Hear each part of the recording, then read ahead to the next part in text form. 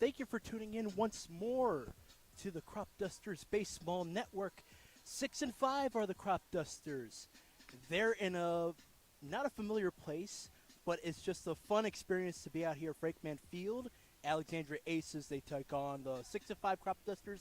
Both of them, same positioning so far with the same record. Ali here with Peyton Yaus. And Peyton, there's no thunderstorms out, so it should be a great day again.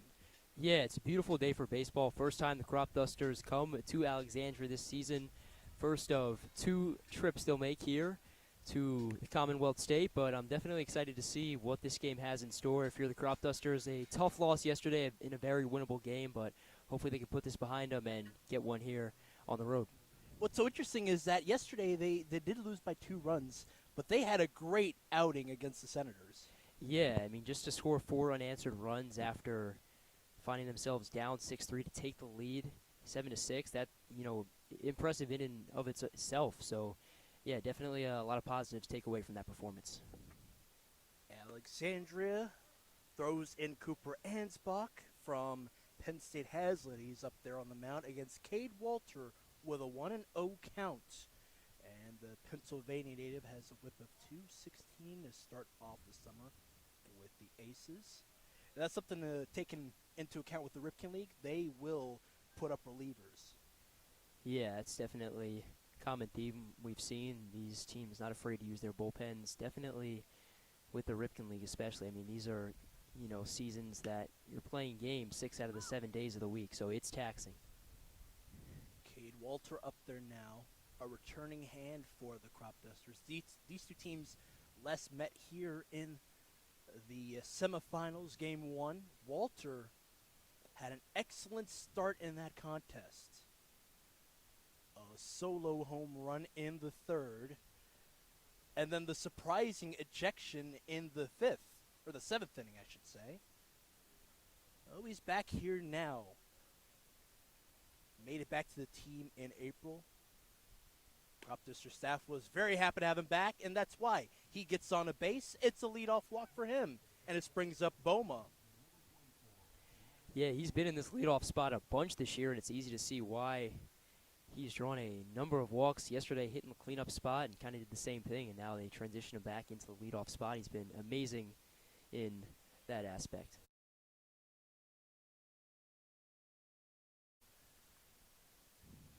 Ryan Bowman now with a man on. It's Walter with a leadoff walk. Ansbach will deliver a pitch that hits the middle half. And he's got some sizzle on that fastball.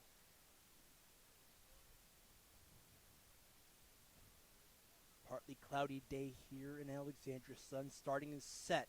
They look to Walter, who is a guy who can be fast along the base paths. Barada, his fellow Dolphin, is on deck. He's just off to your right, Peyton. At the plate, Boma.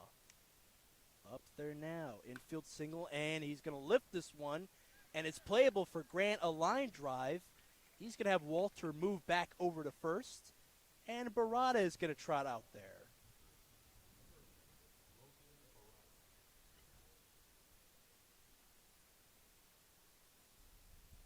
One out here so far. Barada up now. One out so far. Walter is ready to move up. Barada has been this consistent 3 spot for the Cropdusters. Before the loss to the Senators had a 4-game win streak. They're hitting their stride past the first week of the summer season. Yeah, the Cropdusters kind of caught him at an inopportune time. They've definitely been rounding into form.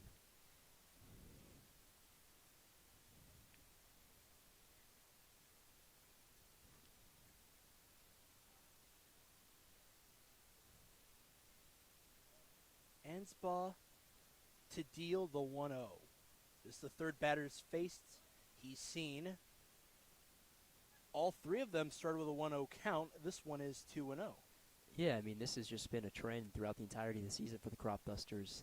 Even when the bats aren't there, just their ability to draw walks and just the way they carry themselves in the boxes are just Thing of beauty. Walter does move up, and the throw from Pazek from UPenn. Wow, in time it looks like.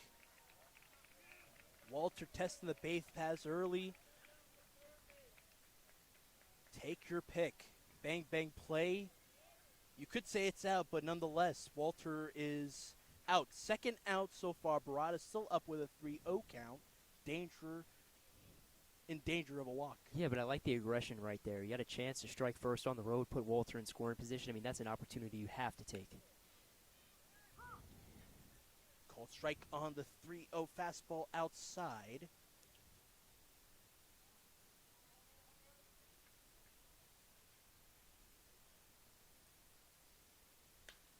And this one up in the air towards the right center gap. It's going to drop down for Barada.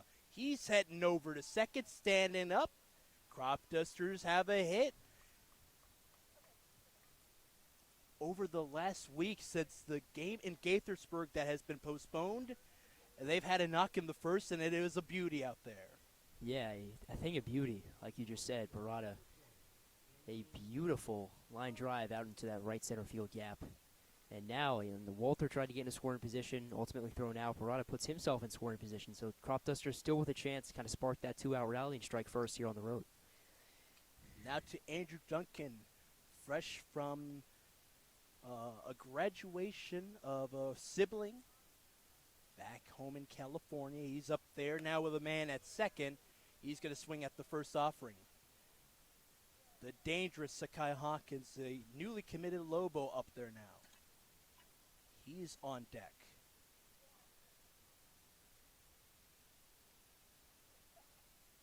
Anspaugh looks the way of Barada, the three-man who's up at second.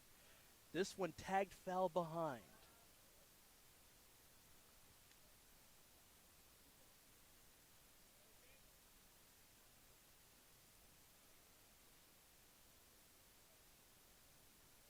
Duncan with a pitcher's count.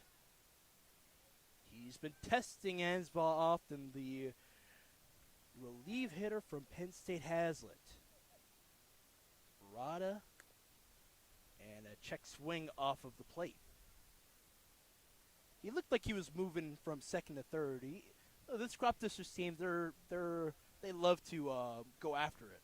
Yeah, and once again, a chance to strike first on the road and kind of set the tone. I really love that. I know it didn't pay off with Walter, but if you're Barada, a chance to move into third, just an opportunity you can't pass up. Put the first run of this game just 90 feet away. So many of these Cropdusters will test the base paths.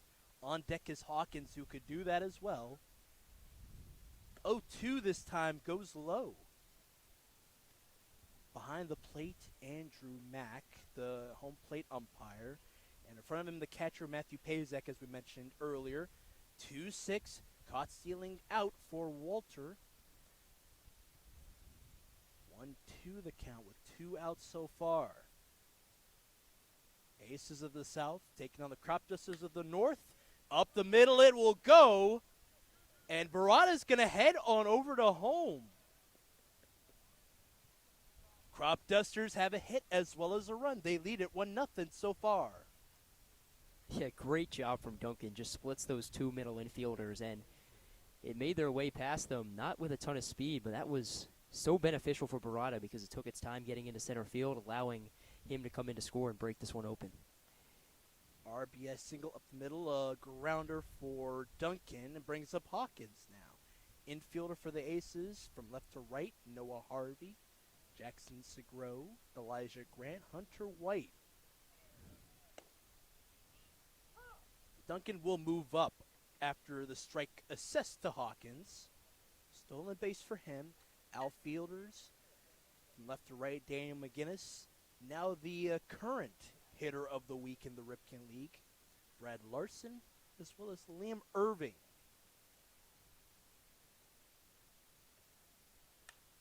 And this one tagged up and foul. And giving chase there was White.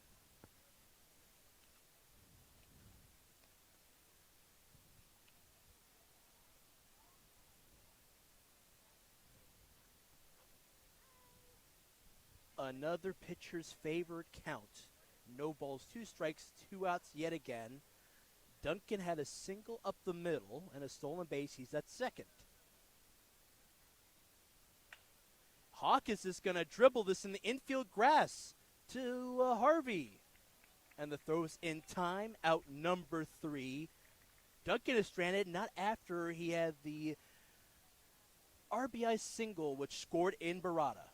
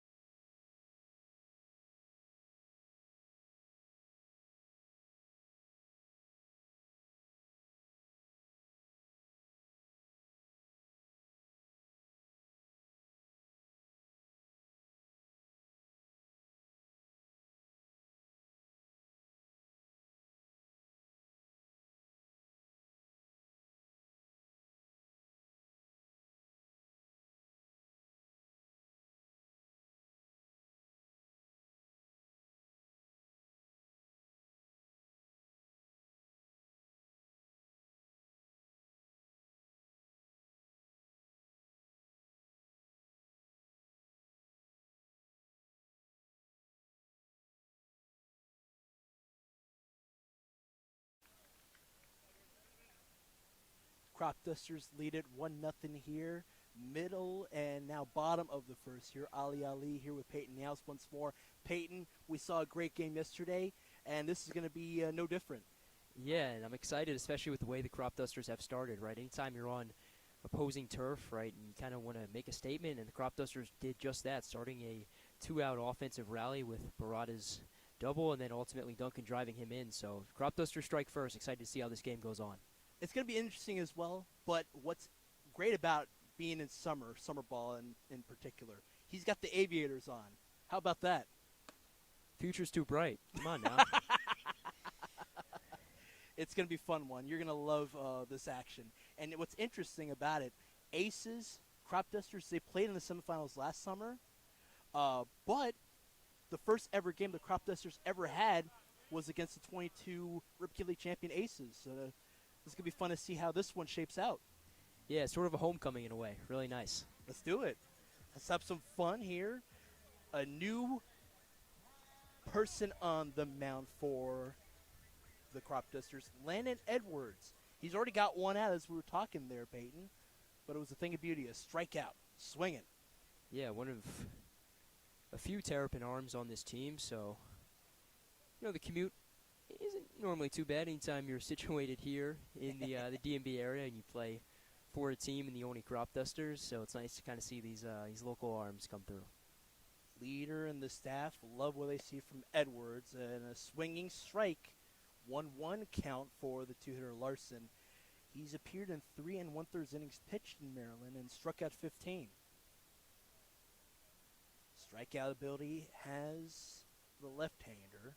Springmeyer behind the plate for the Cropdusters catching for him. Infielders for the Cropdusters from left to right, Logan Barada, Sakai Hawkins, Ryan Boma, Max Waring. Here's the 2-1. Inner half this time. And they cut Larson there. Outfielders for the Cropdusters, Cade Walter, Donis Rodriguez, and Andrew Duncan, who drove in Barada for the first run of the contest. 1-0 is the score. The Alexandria Ball Club. He offers that the 1-0 pitch.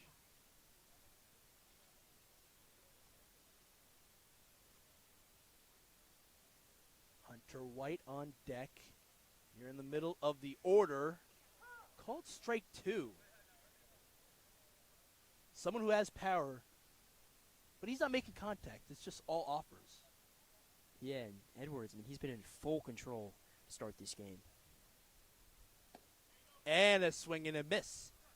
3 up, 3 down. Edwards confidently moving back to the dugout. Cropdusters still lead by 1.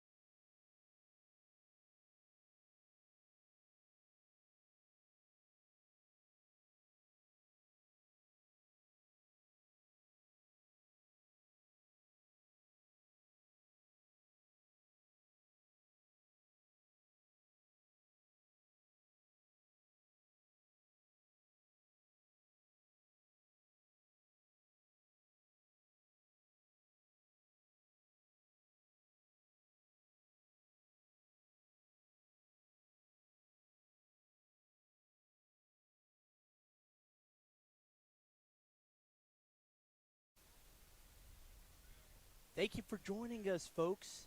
This is a fun one here. Cropdusters up 1-0. They have 2 hits so far in a game against the Aces.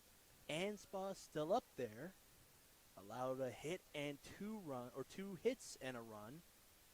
Up against Max Waring, son of Melvin Waring Jr., who has ties to the Baltimore Orioles. Yeah, and Waring got thrown right into the fire yesterday. Came in a pinch hit in the bottom of the 9th in a 2-run game. So now he gets his first, full game of action here. So excited to see how he performs. A commit with the Rutgers Scarlet Knights against Anspaugh, who's been a pretty solid pitcher here so far with a couple of strikes, fastball presence, and he pumps it through on Waring here. Good amount of power from the 6-hitter. He's up in the count, and he takes it outside.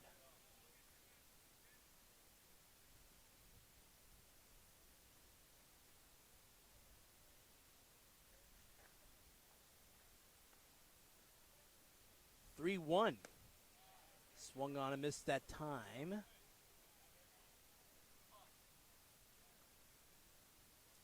Nobody on. This is the leadoff guy against Anspaugh, who doesn't have a strikeout so far. Full count and a payoff here. That'll be ball 4 on the 6th pitch. Man's aboard again for the Cropdusters. 2 walks to start off each of the 2 innings of play. Yeah, and I think that perfectly depicts the Cropdusters season so far. Haven't had the bats at 100% throughout the season, but their ability to generate walks has been on full display. Ever since the Giants matchup that has been delayed, this guy right here, Landon Springmeyer on deck, has had a hot bat. It's sizzling. I wonder how he has it. He's on deck behind Gosden, who looks it inside. The Golden Ram in his fourth at-bat had a grand slam against the Silver Spring Tacoma Thunderbolts. A thing of beauty to left field. Ends ball with a man on. Delivers inside.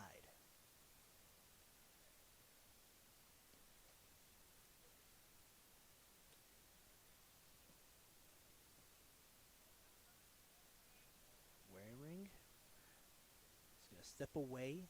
His counterpart just off to his side. Late called strike in or half.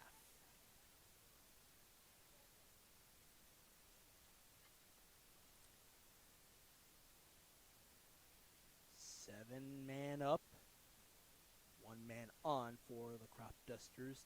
2-1 is the count. Ansba fastball, outer half, and an even count.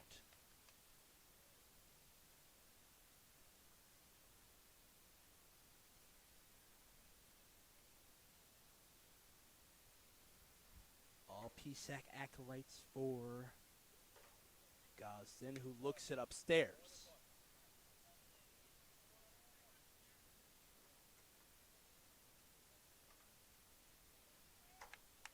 It grazed the upper half. 3-2 the count yet again for Ansbaugh after he allowed the 6-pitch walk. Paid off once more here. Up the middle, this time over the outstretched glove of Segro.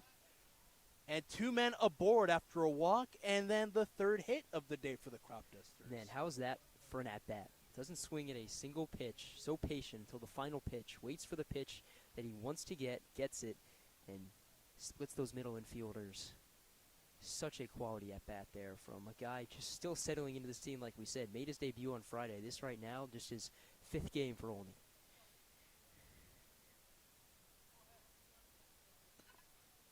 8-hitter up, nearing the bottom of the order with Rodriguez, who is a dangerous base runner in his own right.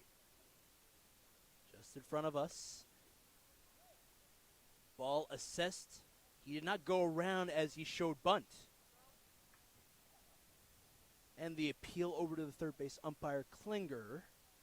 And he also agrees with that call. It will be ball 1 to Springmeyer. Northern Kentucky catcher going against the Penn State Hazlitt. Now to the 1-0 with 2 on. The swing away, and he went around it.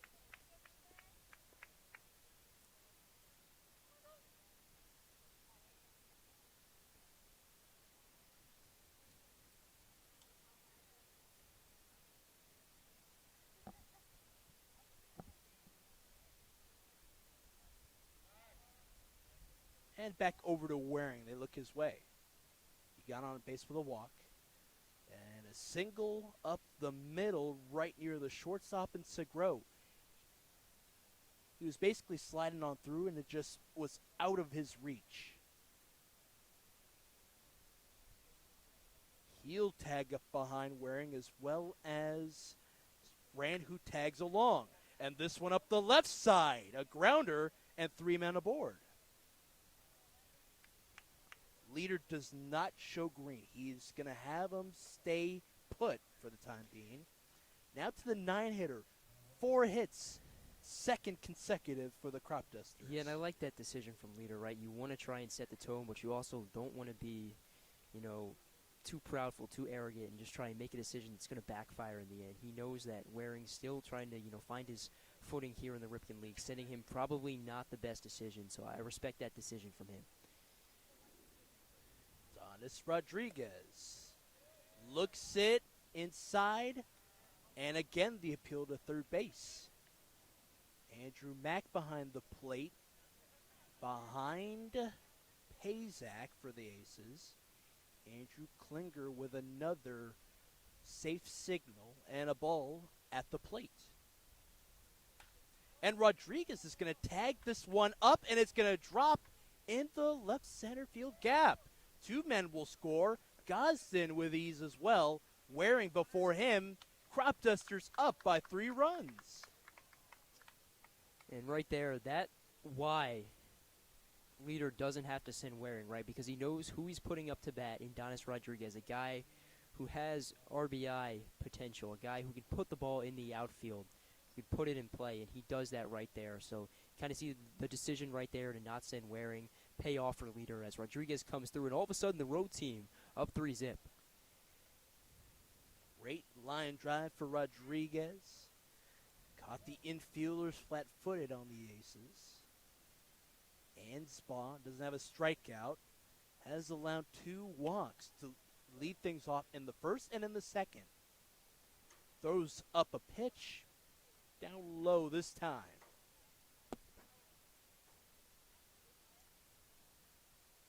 Two RBIs and a knock to left center field for Donis Rodriguez to score Waring from third, Gosden at second, Springmar at second now, with Rodriguez at first, and the pitch just outside.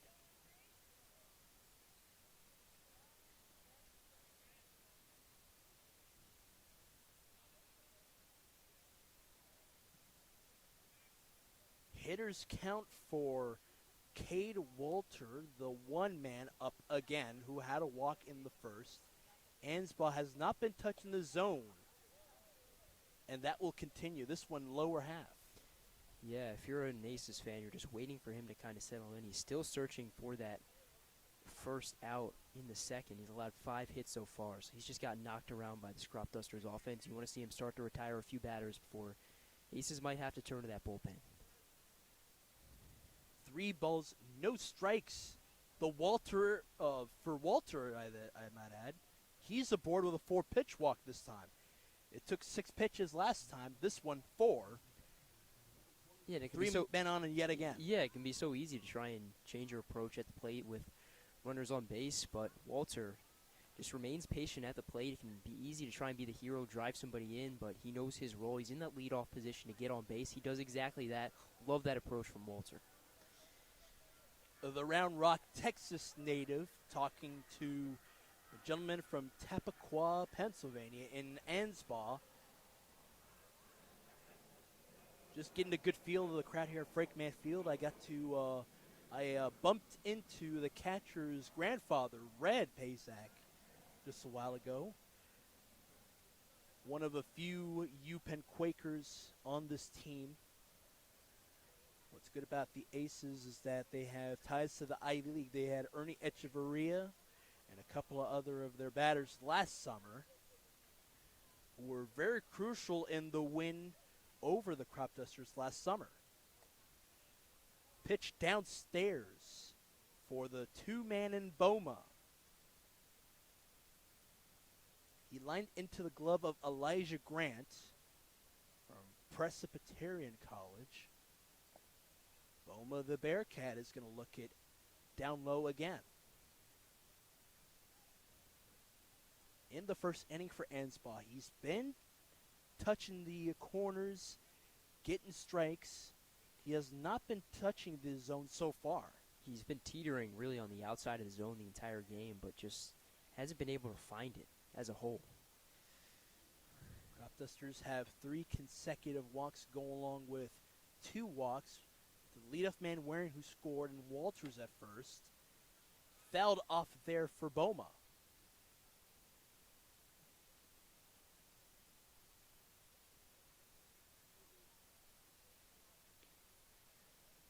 Logan Barado waiting yet again. Had a 2-out double. Back in the first. He got the thing going for the Cropdusters.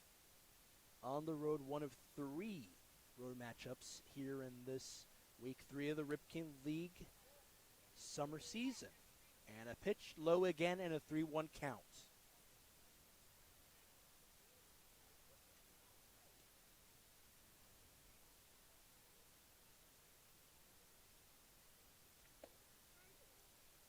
Strike two late that time. Boma. Little reassurance there from leader, who is right next to the third baseman in Springmeyer.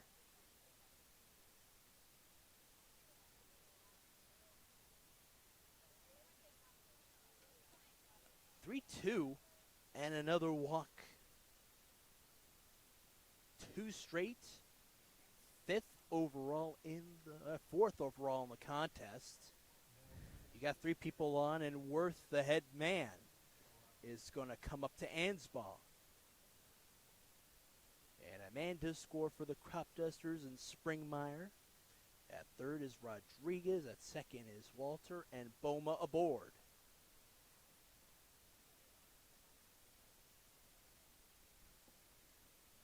No action in bullpen yet so far for the Aces.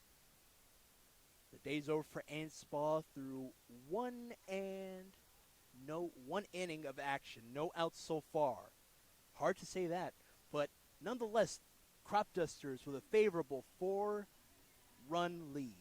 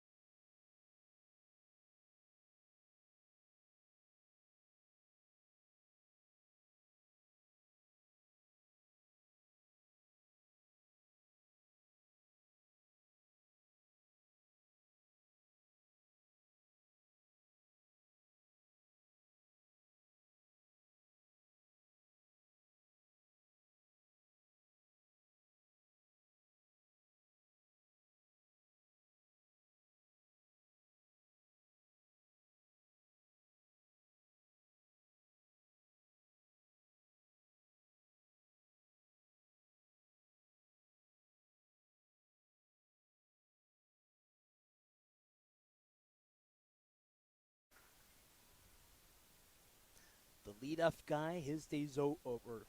The starting pitcher for the Aces is done for the day. 1 inning of action, allowed 4 runs and 5 hits. Spring up Garcia with a high pitch. Yeah, Garcia, coming from Hartford Community College, had a very strong 2025 in 15 appearances, just a 3.05 ERA, an 8-1 record. Still had similar win-loss numbers. This past season in 2026 went 4-1, but that ERA nearly doubled with a 6.15 ERA in 26 and 1/3 innings. And he's definitely, if I'm him, surprised to be up there, just because you don't expect to see yourself in second inning if you're a reliever. In a hurry after a pitch that went high. Now he's testing the batter, the 3-hitter in Barada. One was a cold strike lower half, and that one was a swing and a miss down low. Working with the breaking ball early is Garcia. In relief of Ansbach with 3 on for the Cropdusters. Similar pitch on the first offering. It's Rodriguez at third and Walter at second, and first is Boma. The last 2 base runners got on with a walk. This one lifted for Grant, tagging up around the right field line is White and Irving. Looks like they have it, and here comes a run for Rodriguez as well as Cade Walter. The score is 6-0.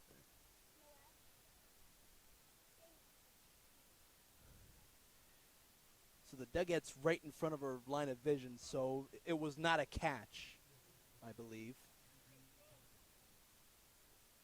But 2 runs do come across. Good on the Cropdusters.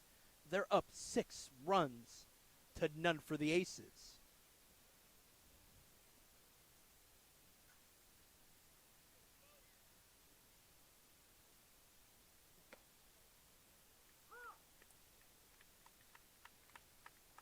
And Barada will get a hit on that one as well. RBI double for him.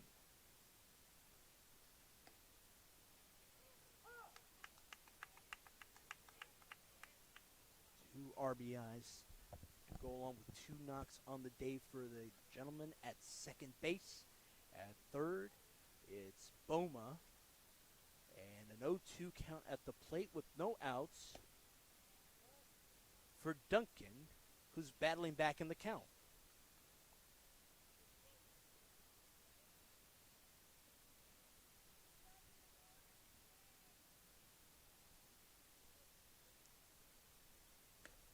One, two, up high this time.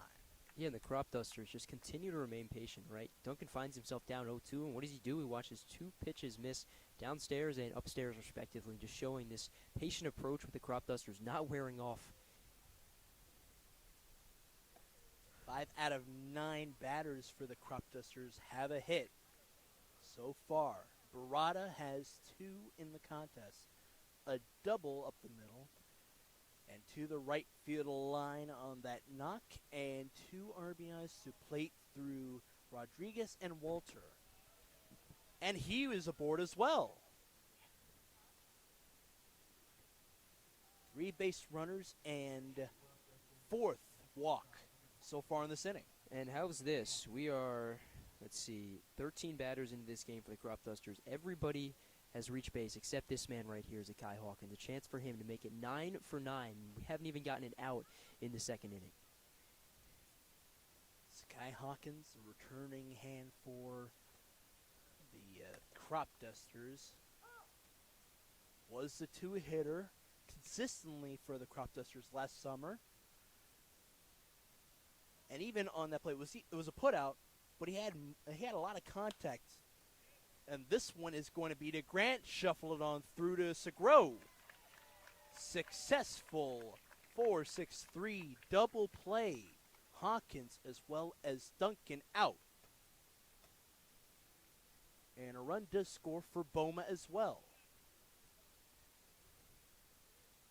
7-0 is the score after the 4-6-3 double play.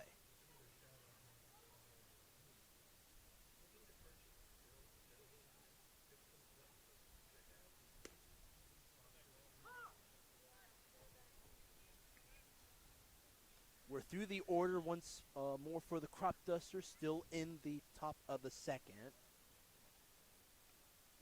Waring, who had a walk, go around on the 0-1. Garcia in relief of Ansbach.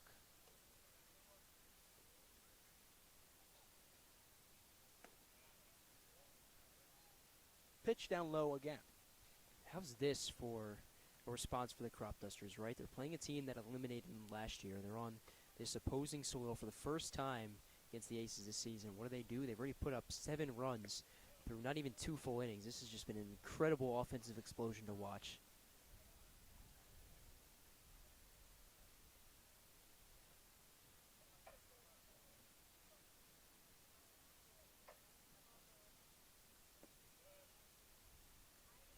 Pitch off of the dirt into the glove of Pazak. It is a 3-2 count. 2 men aboard for the Cropdusters, or 1 man, up.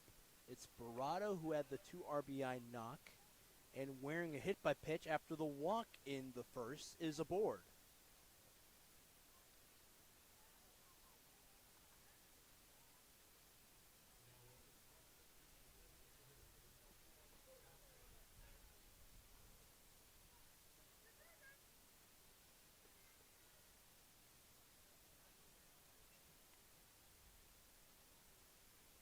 Barada still at third. He seems to angle to his right and try to move up to home.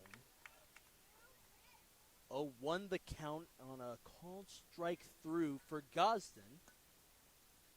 Springmeyer back up. At a knock towards the left side, a grounder. Just scraping the outer half on the pitch there is Garcia going up against Gosden.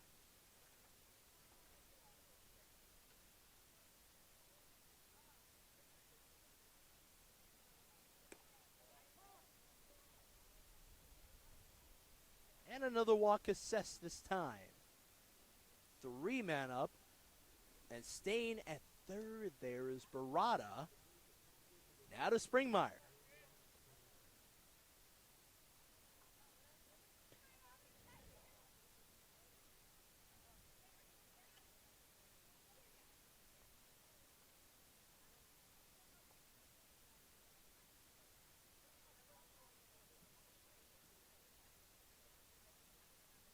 Barada at third, angling again.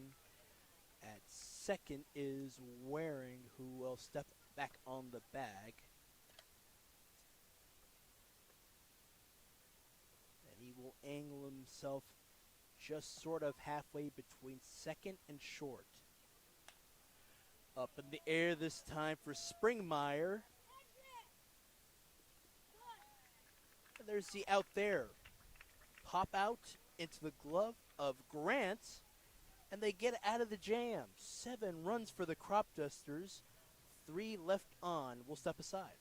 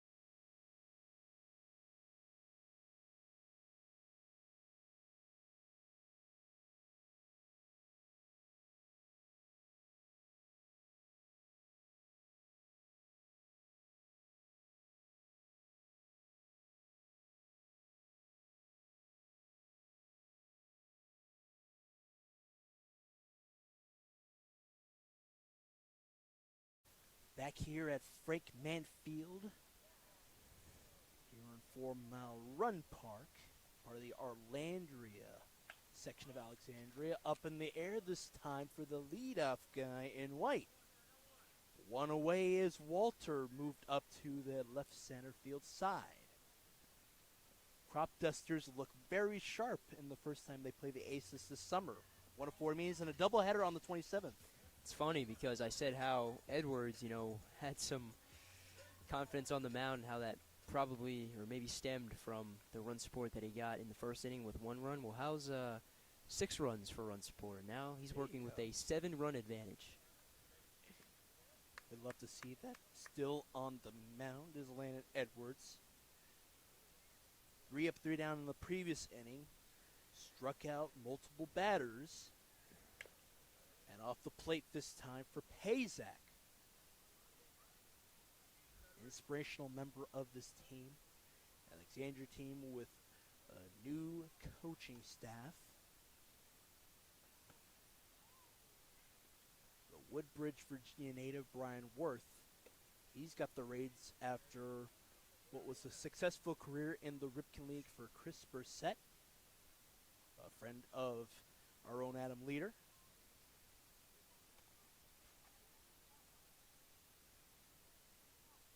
Here's the pitch. Outside and low. Springmeyer holds on to it on his throwing side. Pazak with a full count at the plate.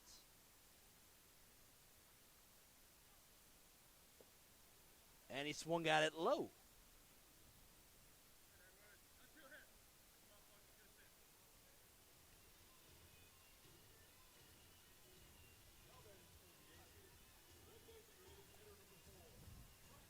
One out so far with Edwards, the starting guy, dealing it. This guy's got all the confidence in the world, and it's easy when your team gives you so much run support, but still, I mean, this has just been incredible. 4 strikeouts and 5 batters faced. The guy just out there with the hot hand. Now to Cooper Scott. Just behind and into the back stump. Coming into today, collective batting average for the Aces, 297. They got 7 homers, so they could test it long, very, very much so.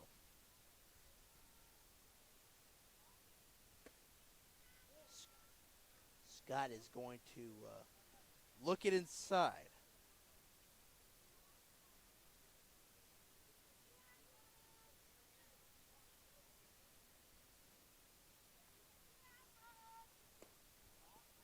And that one outer half.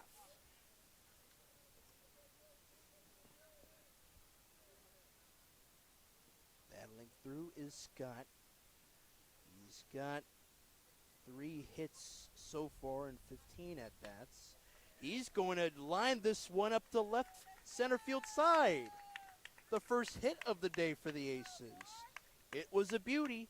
It was in front of Walter and Rodriguez. Scott's aboard, Irving up.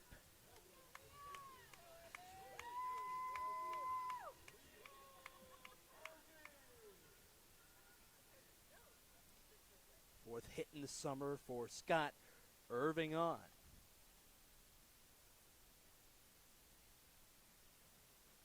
One of 4 batters to have a .333 batting average. He's got 4 hits, limited action. And then Springmeyer on it. 1-0 the count.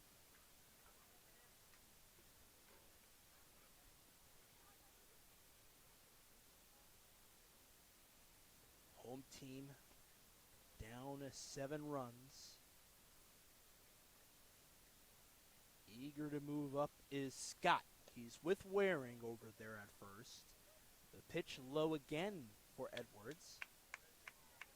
This got to be the first batter he's seen that he's been not meeting it, but he can throw it into zone. This is a guy who's got a great presence and a good arm. The left-hander will look to first and unwind. The 2-0 swing and a miss.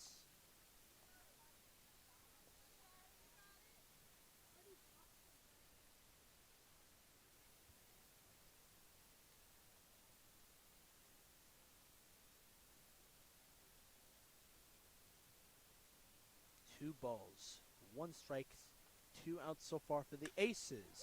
And this one is lifted.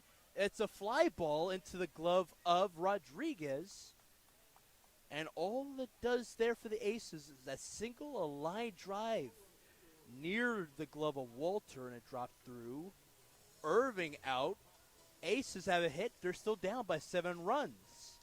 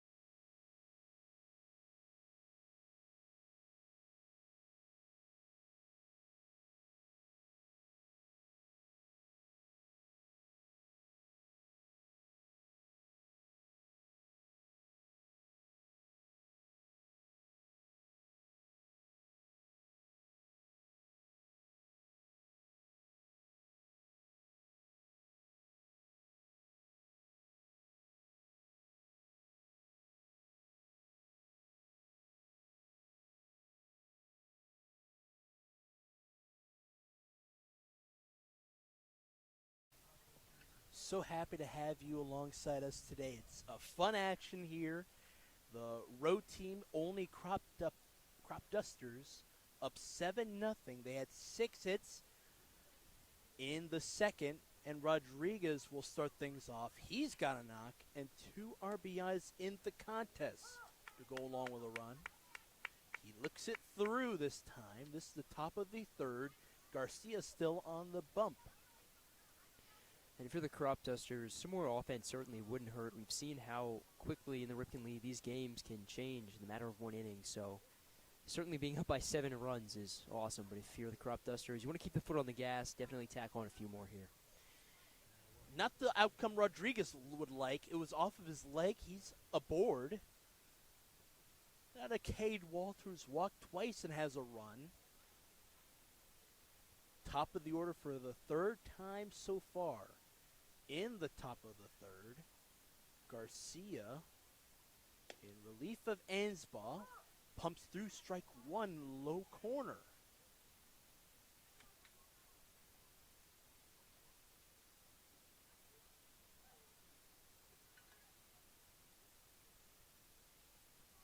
And the look the way of Rodriguez. 33 stolen bases in the spring with the Millersville Marauders.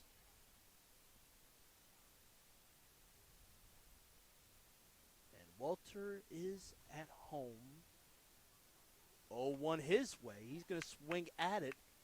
Foul tips into the glove of Pazak that time.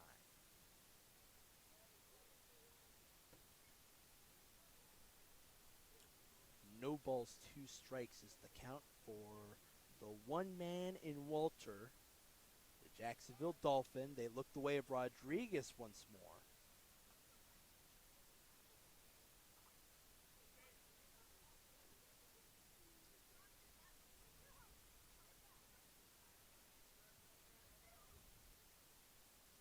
Garcia with the look and the deal. Called strike 3 on Walter. Slight shake of the head. He doesn't like the call. He steps aside. Now to Boma this time. He also has a walk in this contest. Scored on the 2 RBI knock for Barada in the second, which blew the game open for the Cropdusters in the second.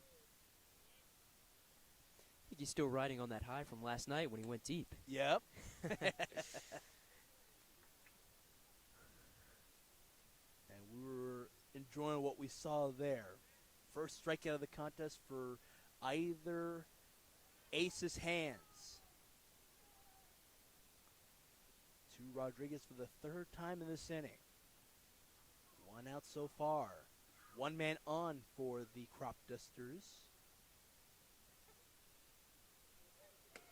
Ryan Boma looks through, strike through, and the throw is in time. Unbelievable, but Rodriguez, a testy guy. They looked at him 3 times, and then Pazak delivered it on through to the glove of Grant.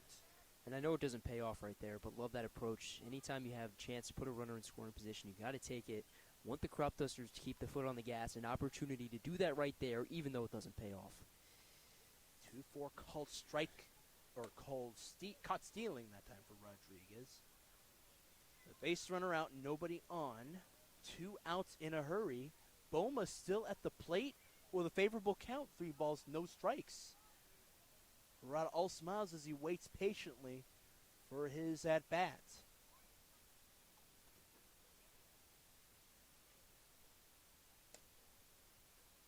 Called strike 1 late that time for the Olney native.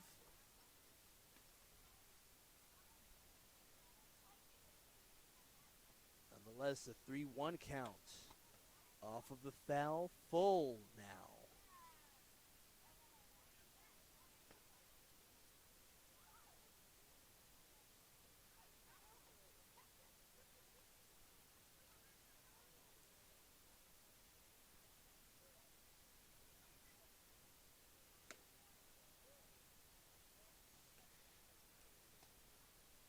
It looked a little scary there. Boma was hitting some fouls, had a strike. It was a 3-2 count. Now he's aboard at first. And he's now the 3rd different Cropduster to draw multiple walks in this game. Walter with 2, Boomer with 2, and Waring also with 2. So that plate vision, plate discipline, first approach is continuing to lend itself in the Cropdusters' favor. This has been an awesome treat to watch. Upper corner for the first offering from Garcia. Strike 1 for Barada, who's got 2 knocks in the contest. A double to start off the day in the first. And they look the way of Boma, who had a 2-out walk. He's safe at first. He's about 2 steps away from the person at first in white. And a foul ball back beside.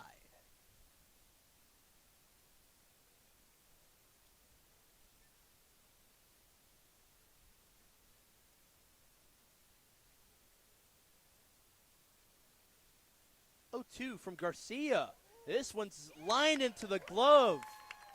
Segro floating with his right foot right near the grass. He makes the catch, stranding a man for the Cropdusters. They're down by 7 runs, the Aces. Let's see how they do in the third. We're in the middle of the third. A favorable lead for the Cropdusters. They're up 7-0.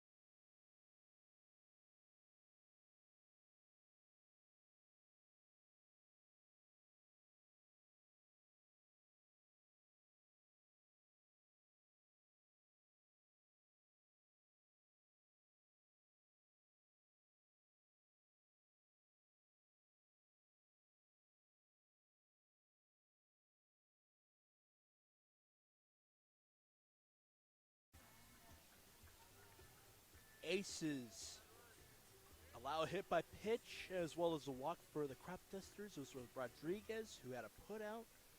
And Boma was stranded on base after a beautiful line drive that was caught by Segro. Bottom of the third with Harvey up. Ball 1 assist to him.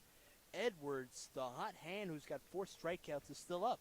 Yeah, he's caught the attention of the Alexandria Aces voice, Mr. Riley. He came over and said, hey, looks like Paul Skeens. I think that might be a bit of a bold comparison the way he's been pitching. But, yeah, anytime you catch the eyes of the other team, very impressive. Yeah, Mr. Riley McNern from the Eastern Shore of Maryland. Edwards with an even count, and he'll deal the 1-1. Springmar has his chest on it. 2 balls, 1 strike here. Leadoff guy, Noah Harvey.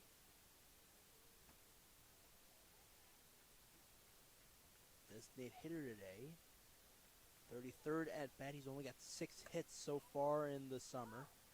Called strike number 2 there this time. Lower and outer half that time.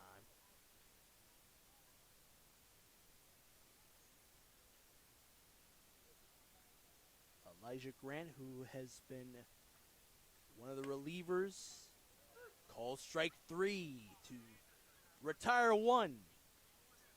Presbyterian College guy will step up.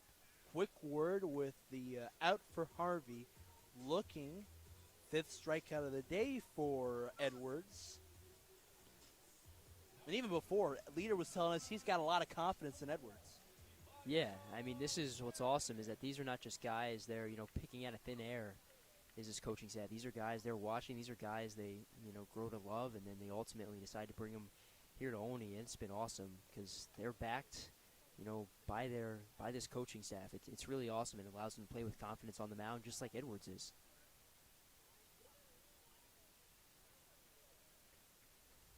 Elijah Grant looked at a ball. Springmeier's glove was not on it as it bounced from the plate and behind. Called strike one there for Grant.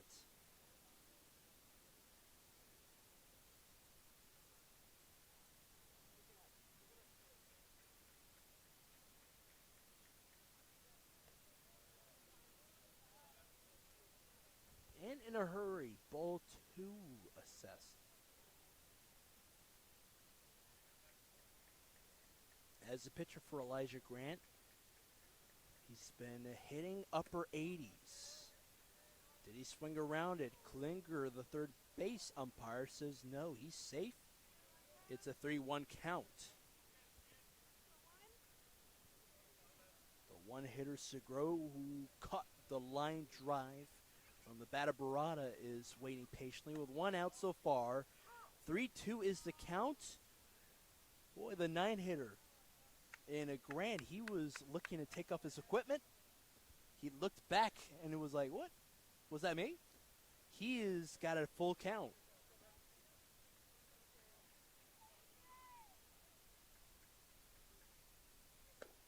And a swing and a miss that time. Two straight strikeouts to start the third. Similar to the first, springs up Segro. Except for White, as we look at this lineup so far, top of the order coming up, he struck out all these batters. Yeah, I mean, he has just been so dominant for a guy making his first road start. It's been so impressive. He made his first overall start of the season back on Tuesday against the Big Train a week ago today. But, yeah, his first road start in uncharted territory, and he's been amazing on the mound so far. 1-0 the count for Segro, the shortstop today. Inner half this time. Segro looked it through.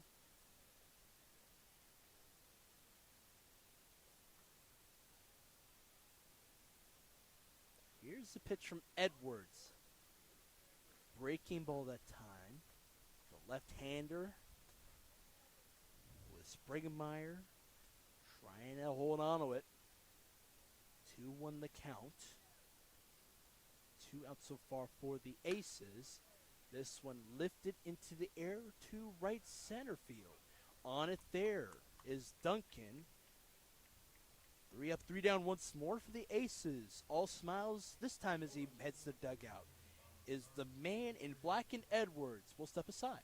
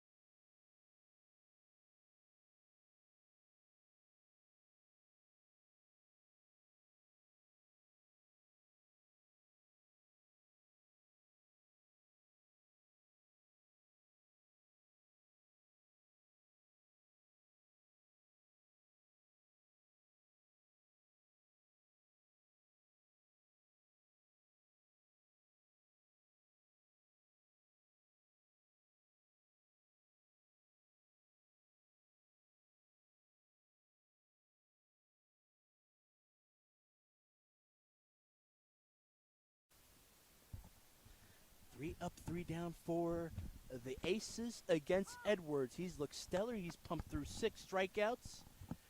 Duncan against Garcia to start things off for the Cropdusters in the top of the 4th inning. 0-1 the count. The pitch outside.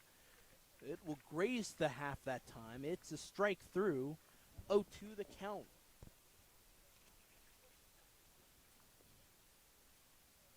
The outfielder from Duke.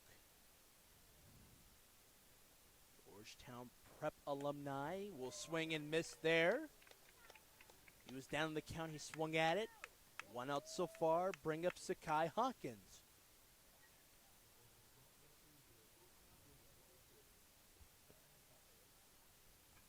Second strikeout for Garcia in relief of Ansbaugh, who allowed 7 earned runs and 4 walks through 5 hits in that first and second inning. Now to Hawkins for this third plate appearance today. We'll look it through. It's always a good thing about baseball. If you don't offer at it, you're rewarded. Yeah, it's definitely one of the many nice things about baseball.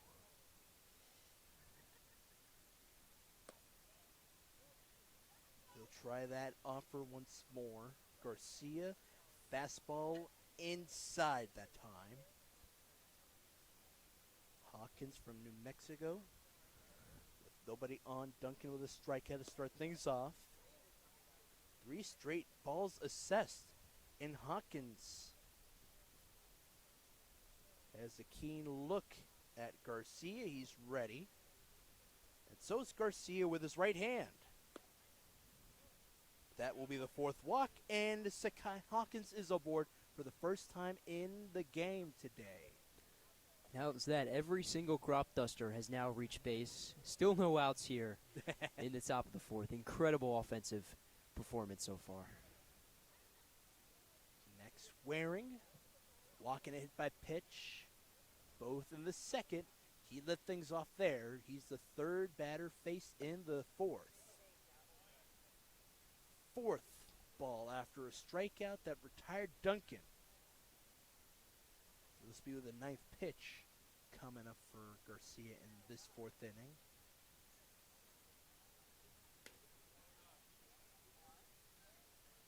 Ball number 2. This one grazing the upper and away corner.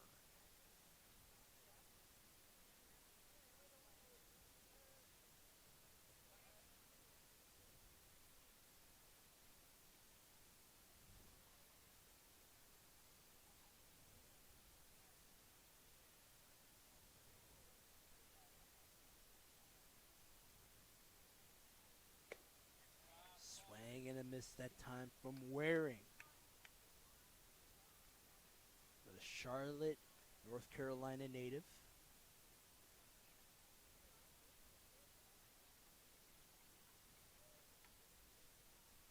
2 balls, 1 strikes for him. With a man on in Hawkins. This pitch skies in front of Pazak. It was right near his shoulder and towards his glove side. 3-1 the count, 1 man on and 1 out. The strikeout for Duncan to start things off in the 4th. 5-pitch walk will let Waring move on up to first.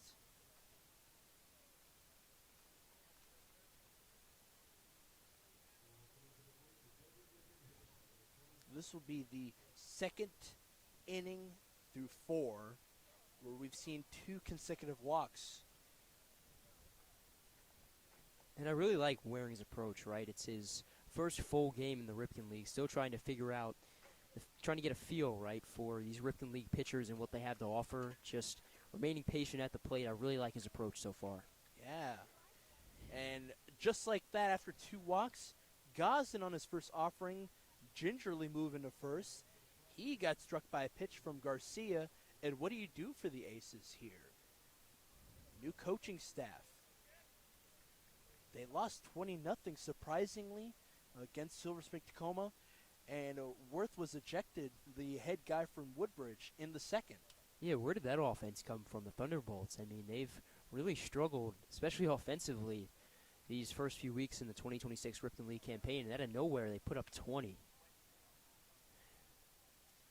Fought off there from Springmeyer after the hit by pitch from Garcia to Gosden shoulder. Waring's at third and or second that is, and that third is Hawkins. Rodriguez just in front of us, waiting patiently. Pitch inside and high.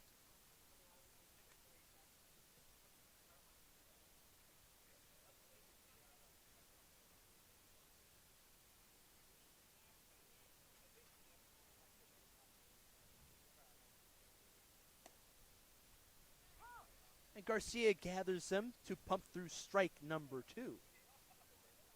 Foul ball and then a ball. And then that called strike 2 there towards the outer half. Aces bullpen active. And this is a defensive swing to the glove of Grant. 2 base runners stay put. As well as Hawkins at third. He does not tag up as it went in the infield dirt. Number 39 for the Aces. And Jack Feehery from McLean, also Duke Blue Devil, is warming up for the Aces. Springmeyer out as well as Duncan. There was a put out into the glove of Grant, a line drive.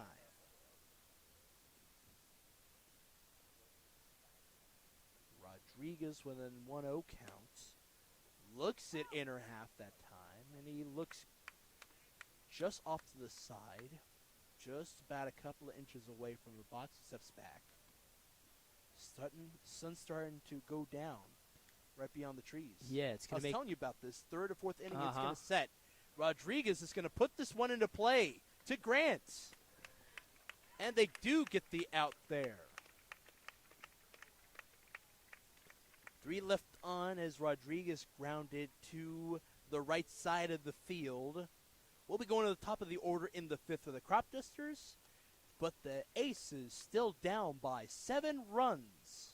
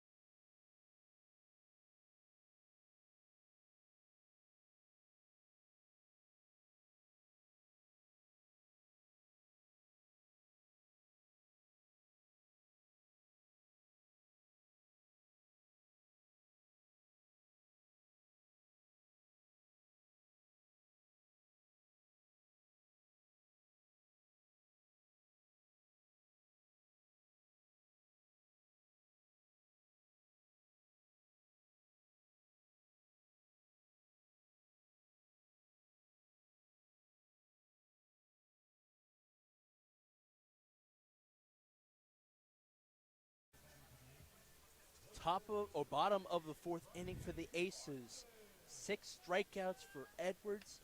He still has the mound so far for the Cropdusters. Yeah, and why wouldn't you put him back out there with a tough week up ahead for the Cropdusters in terms of games they have to play, but also where they have to play them. Just constant road game after constant road game. You want to save that bullpen as much as you can. You got the hot hand in Edwards, just put him out there. That's what they'll do. 2-0 is the count to start things off. Pitch up high on the first offering, and this one outside for Springmeyer, who had to step up to glove it. And it makes contact. It hooks foul in front of the dugout for the Aces. Brad Larson up there. 9 hits so far. Plenty of at-bats for him. The outfielder in it now with Edwards. The UMD hand. Ball number 3. Hitters count.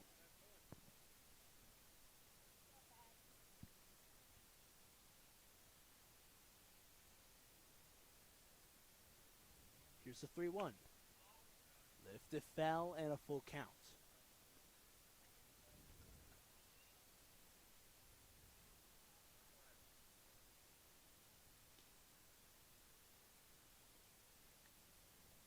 The closest person to the infield grass is Barada. He tags up just a little bit.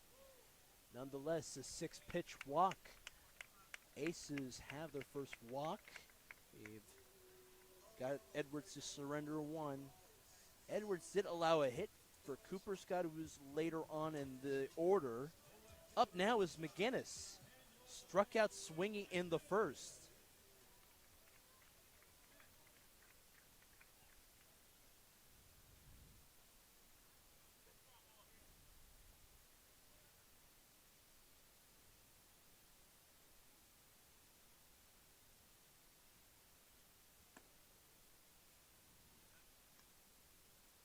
This one just a bit outside. Edwards, the southpaw. Woolwich Township native. It's going to heave the 1-0. Swing and a miss for McGinnis, the local boy. Alexandria native. In the battle with an even count. 1 ball to 1 strike. With a man on the delivery. And a swing and a miss that time. He was leaning as he swung around it.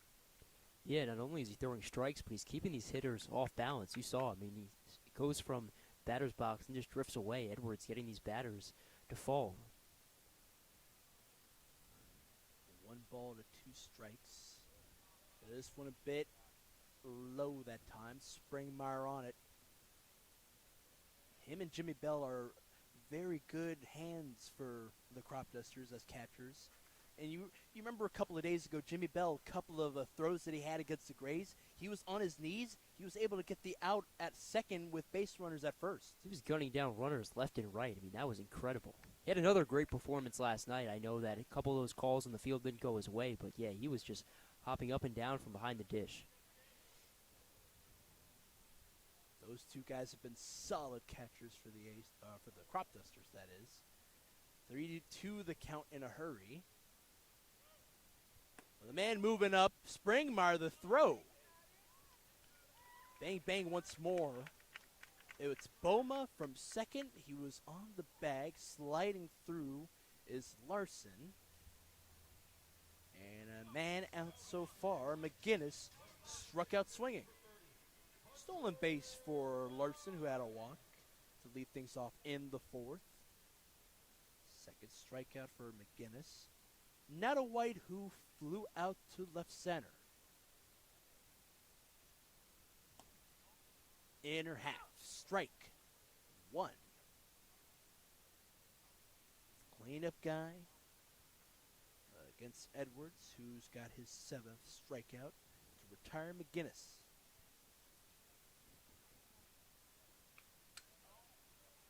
Clipped off the bat and foul.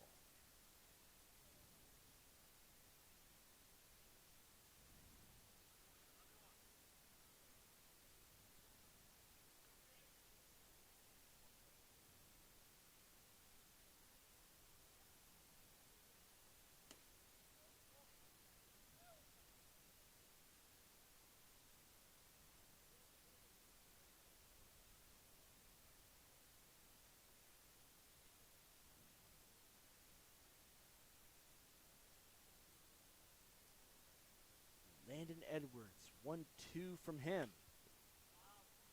Up high and foul. We'll redo the 1-2. This will be the 5th pitch. Coming up for the 4-man in white. Paysack on deck.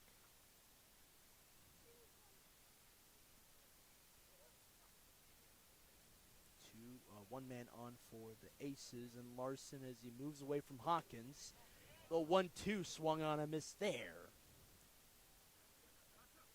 8th strikeout, another one swinging that time. Edwards on a roll through 4. Yeah, this is awesome, and it's not exactly your typical shutout performance where you're allowing runners to get on base, but you're not allowing them to advance. You're getting these guys to ground out in the inning. Like, he's not even allowing guys to get on base, right? Just one hit and one walk issued. He's really just dominating from the get-go, not even allowing these batters to get out of the batter's box. The leadoff guy had a walk, and this one grounded up the middle for Hawkins. He slides through to get the catch, and then the throw and the out. Infield looks sharp to help out the 8 strikeouts from the left hand of Edwards. Cropdusters holding on to their 7-run advantage.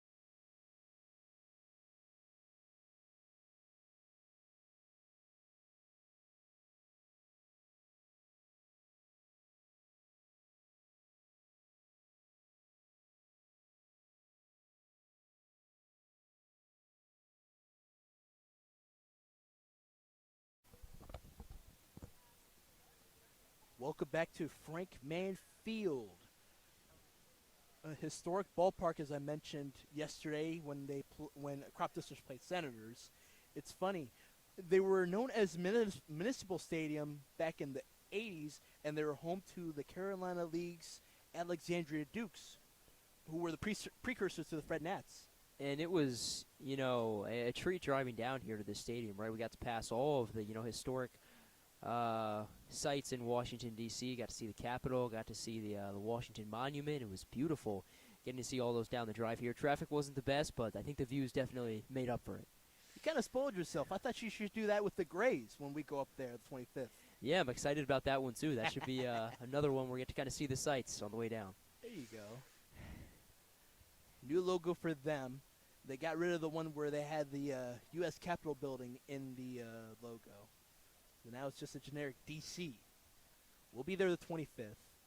1-0 the count with the one man and Cade Walter leading things off.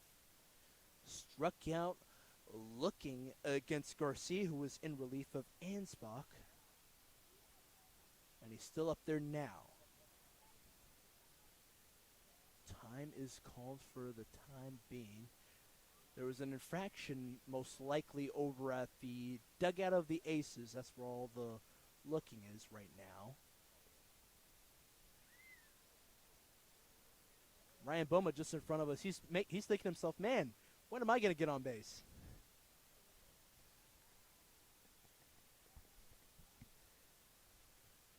He's got a hot hand as well. He's going to have to wait it behind Cade Walter for now.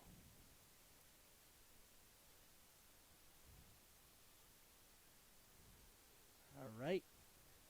Play will resume. Pazak will come back to the plate behind Walter, who has a walk and a run in the second. And what turned out to be a 6-run, 4-hit affair. He does not offer at the second pitch.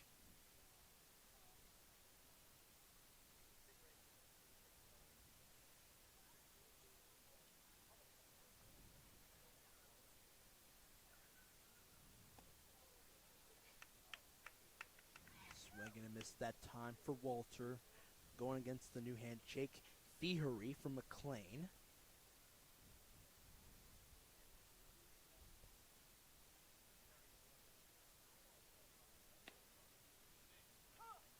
At that time was a called strike inside.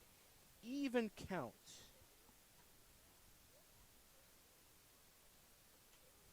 Left-handed pitcher against the lefty batter in Walter, who looks it through, lifts this one towards the bullpen of the Aces.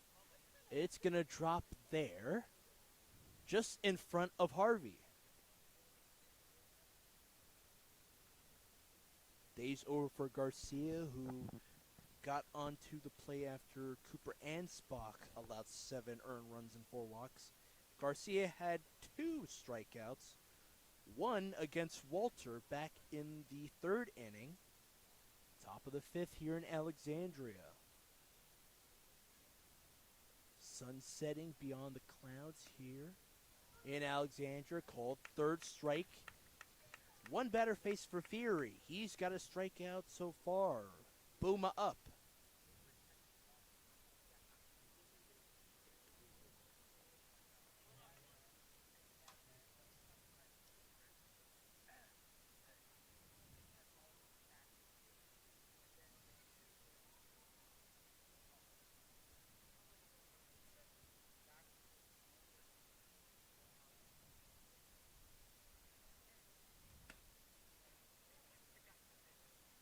Ball 1, and Pazak could not glove the fastball that was downstairs on him.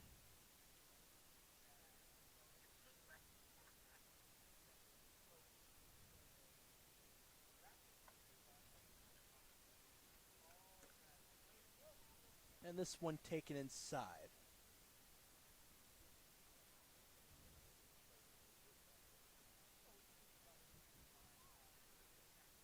Boma. 2 walks so far in his outing today against the Aces. Looks it through outside again. 2 balls, or 3 balls that is, no strikes. Scoreboard here in Alexandria just popped up with that 3rd ball.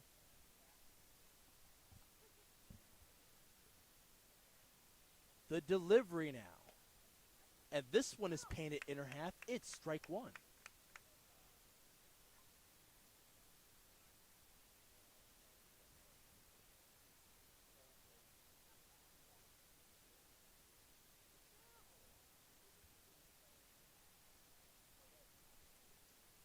Three balls, 1 strike. A sizzling fastball to the outer half. And again, Pazak will go to the dugout. Probably some equipment issues. How important is equipment as a catcher? Yeah, it's vital. I mean, you're in danger of taking a 90, sometimes in PMLB, 100-mile-an-hour fastball, I mean, right to you. So you need all the equipment, all the protection you can get. So it's definitely a much-needed break as he tries to get his equipment up to code. And 5-pitch walk will spring Boma to first. Hugh on base back in the 3rd. He's at first once more. Logan Barada up again. 2 knocks for him back in the 1st and in the 2nd.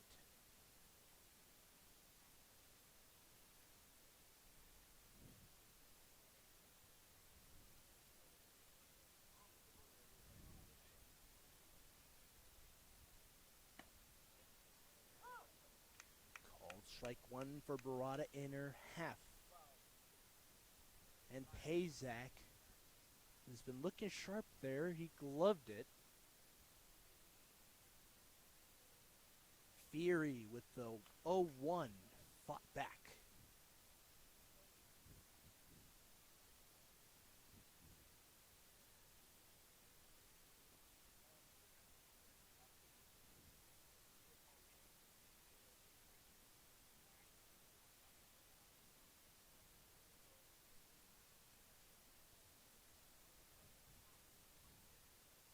Foul ball, and preceding that, it was called strike one.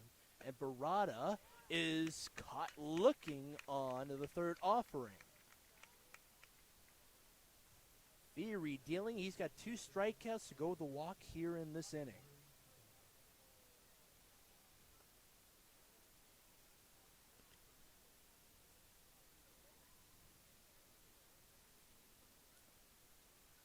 Andrew Duncan back up there. He played it through Barada from second. Lifted foul. And thank God there's nobody in the benches all the way over on that side.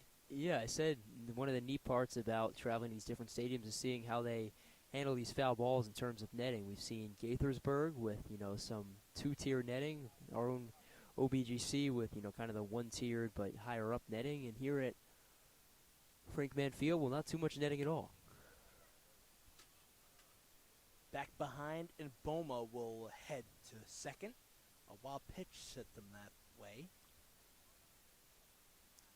A majority of these benches here at Frank Mann Field were donated by the local Masons organization.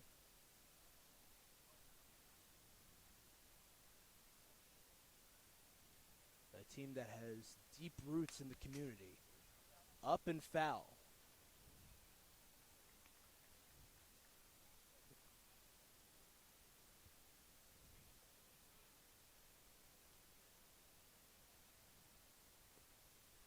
Sakai Hawkins on deck.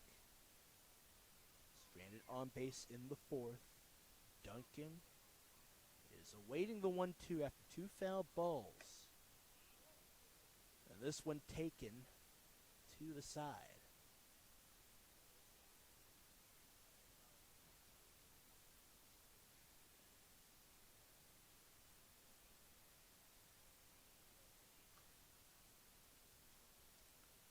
To the 2-2. And this one in the infield grass, handled there by Harvey. It beats him by about 3 steps. 5-3 put out across the diamond. Harvey from White. Inning over. Middle of the inning we go. Now the Cropdusters sense the second, still lead it by 7.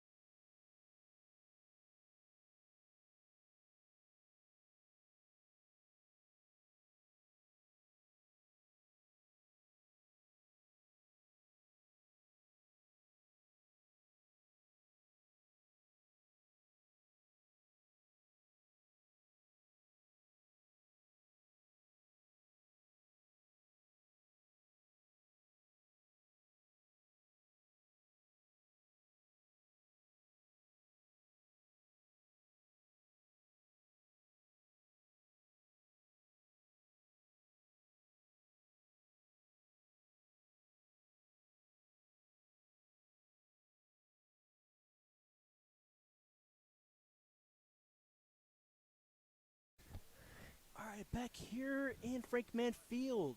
Starting things off, number 4, it's Scott, who had the lone hit in the day for the Aces. That was back in the second inning. They had a 6-run, 4-hit inning, did the Cropdusters early on there. Swing and a miss that time. Ben Jones out there.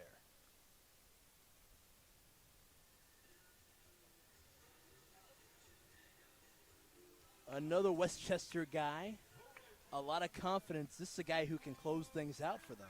This is an exciting time for the Cropdusters, right? Because they're adding so many guys with, these College World Series and these college seasons starting to wrap up. It's so nice to see these Cropdusters finally get some reinforcements, and they're starting to pay off in big ways.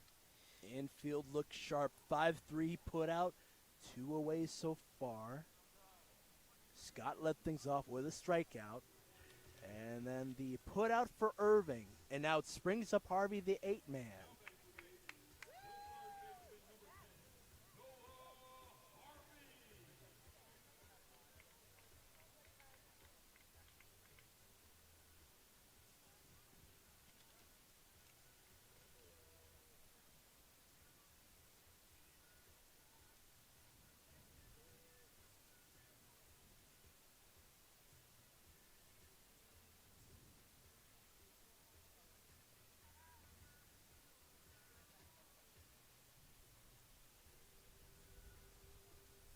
Quick word from him as well as Coach Worth. Aces had no runs yesterday. They're down in the whole 7 runs. How do you build yourself back into this contest, Peyton? It's really just about taking it 1 inning at a time, right? You're not going to get it back in one swing, especially with nobody on, right? You just start off with a single or a walk, right? It doesn't even have to be an extra base hit. Just get on base some form and start to compile those hits and those extra base hits, and over time they'll start to work upon each other. Pitch goes low there for Ben Jones. Pennsylvania native. By way of Westchester, the Golden Rams had a stellar spring campaign. Swing and a miss that time. A deadly fastball middle half.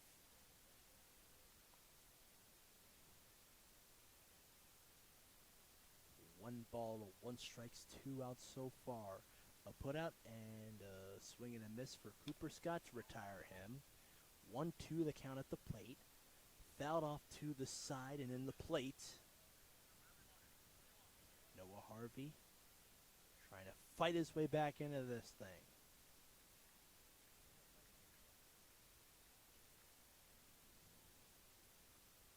Coach Worth looking on. Up high it goes. And we were talking to him before the game. This is a guy who's had plenty of experience in the independent leagues, as well as Patrick Henry Community College, a local boy. That's one of the most beautiful parts about summer baseball. You're going to have guys from so many different places, so many different backgrounds, so many different journeys, right? Very rarely are you going to have a guy who's been at one school. I mean, the interview that you film with Carter Ritchie, so eye-opening, right? A guy who went from community college to Lipscomb to VCU to Villanova. Like, just the amount of schools that he went through, the amount of levels, it's crazy just to see how these guys progress. And he went around, and Ben Jones has 2 strikeouts. All sandwiched in there was the Irving 5-3 putout. Cropdusters looking sharp. They're holding on to their 7-run lead, and they're not looking back.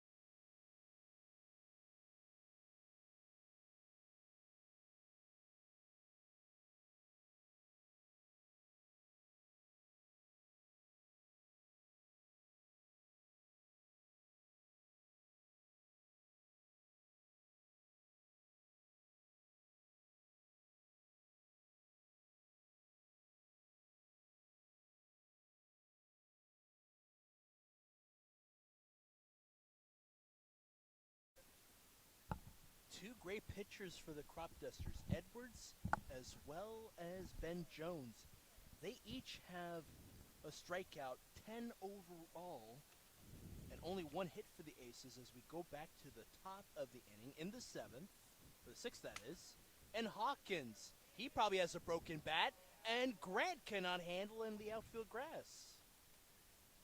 He's aboard as Sakai Hawkins' first knock of the day after he grounded out early on in the contest. Yeah, Hawkins quietly having himself a nice game. His second at bat, he does ground into the double play, but he does score a run off that, then draws the walk, and now his first base hit. So he's quietly had himself a very solid game here this evening. Now to Waring, who doesn't have a hit so far, but is on base in all the times he's been. Now to throw, and Grant cannot handle it on again. It was a late throw there from the latest pitcher for the Aces. Harrison Ashley in relief of Fury.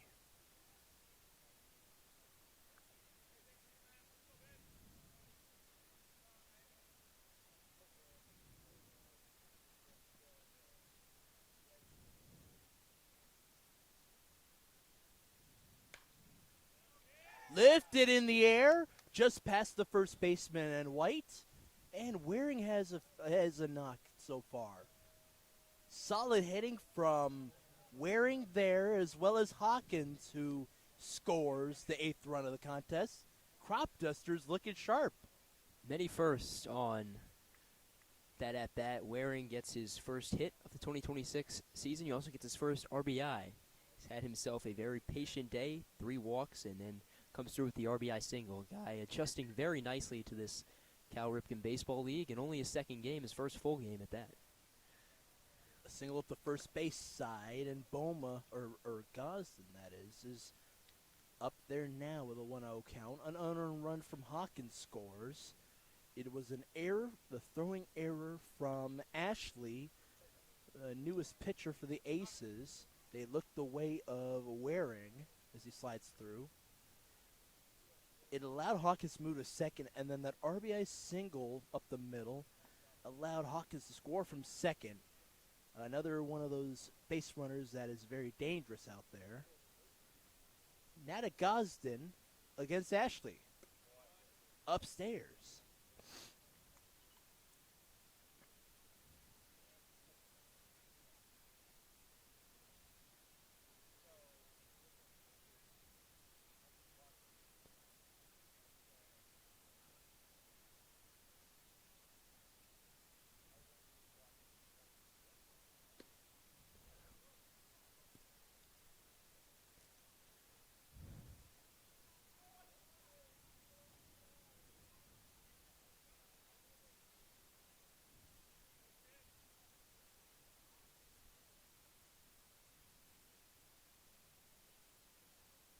One more run for the Cropdusters.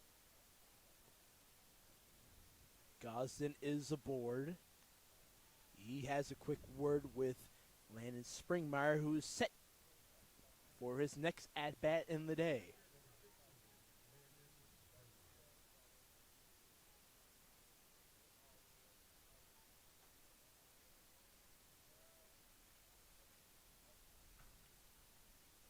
Waring's at second now. Springmeyer up.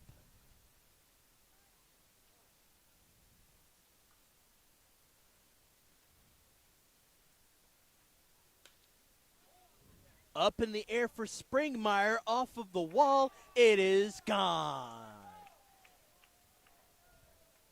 Beautiful day and a beautiful hit for Springmeyer. Take a bow, sir. 3-run shot to left.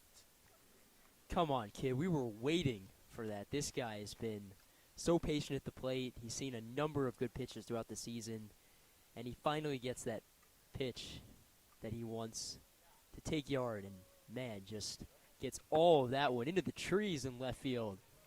And the Cropdusters, if this game wasn't already blown open, well, it's blown open right now. It's an 11-0 lead for the road team. To go with 9 hits as well. 3 in the 6th inning. Ashley still up on the man with no outs. Clearing the bases with Springmeyer, and Donis Rodriguez looks it inside.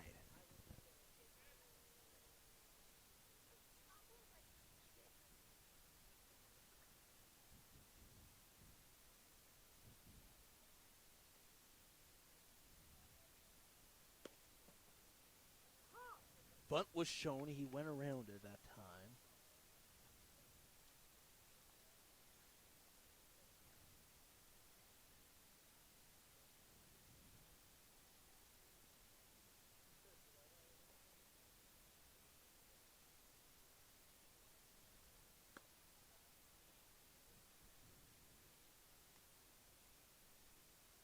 Pazak looked it through up high. 1-2 the count. Nobody on. No outs so far for the Cropdusters against the Aces. Ashley delivers low. Rodriguez with an even count at the plate. We're nearing the top of the order with Cade Walter, who struck out twice. He's a guy who is able to get high pitches on pitchers on the mound. Ball number 3 at the plate.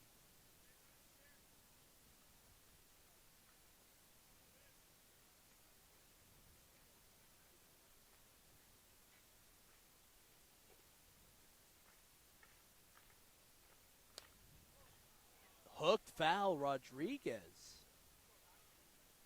And it's interesting here at Frankman Field. The bullpen, it's literally beyond the lines. Have you seen anything like that, Peyton? No, but it kind of reminds me of the conversation I had with the head coach of the Senators yesterday, Scott Middleton, right? He said how the things weren't the best at South Point High School, and I kind of told him, like, hey, this is, one of those leagues where you have to work with what you got, right? All these dimensions of these fields are not going to be perfect, but you just have to work with what you got, do the best with what you can.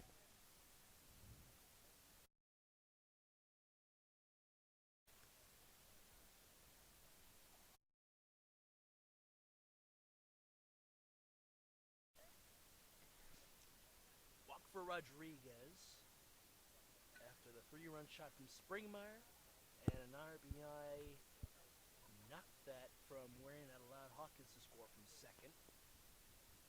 Top of the order for the 5th time today. Walter with Boma on deck. And Ashley, the new hand, sends this outer half and strike 1.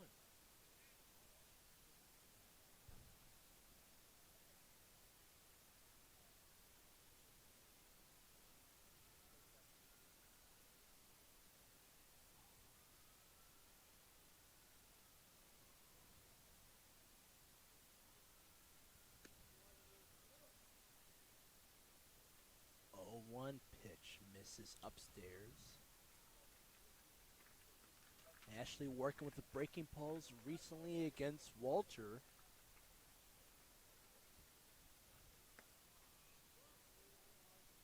And there's a fastball, misses inside this time.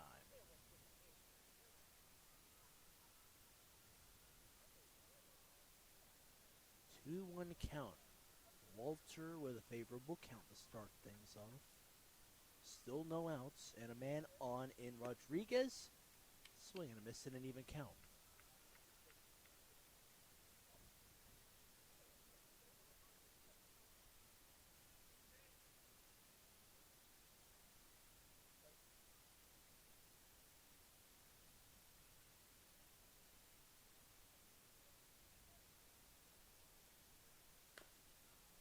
This one's playable for White. Throw on over to Rodriguez, who's at second. It looks like it's foul. There's a late call from the first base umpire and Simon. Still a 2-2 count. There's a lot of action out there on the right side of the infield. And that's definitely the hard part about being right here, is that anything that's going to hit past that first base side is out of our line of sight. Fought off there off the plate from Walter.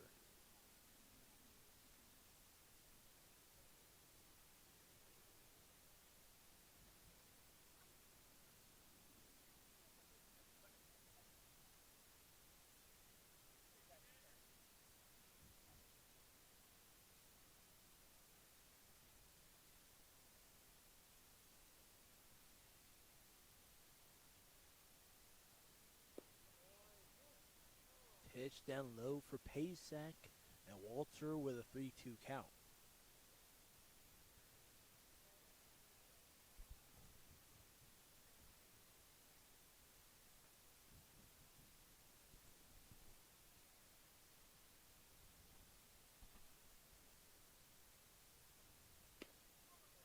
Swing and a miss for Walter. In the top of the 6th inning, it brings up Boma.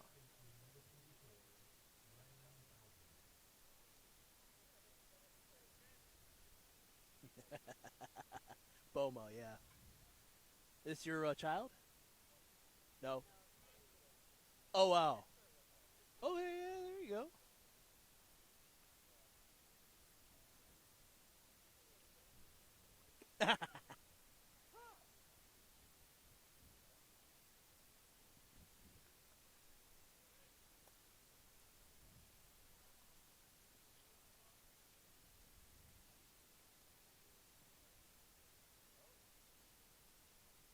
Walter struck out there.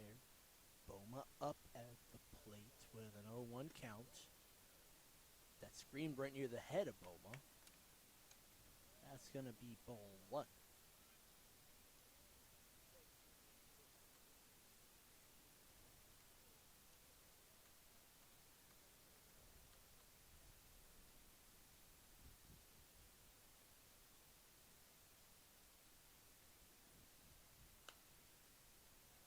Up and foul.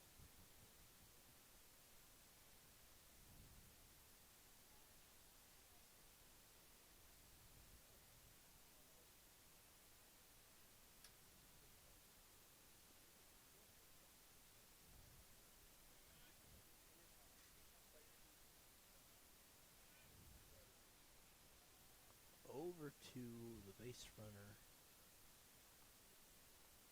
Safe out there is Rodriguez. Boma with a 1-2 count. He's engaged. Ready for the offering. But we'll have to wait. Testing Rodriguez is Ashley.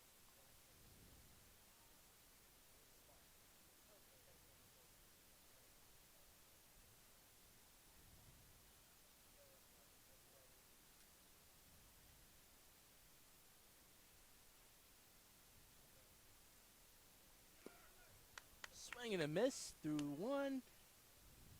And Rodriguez is safe at second. Stolen base with a man heading away from the bag. And Barada up.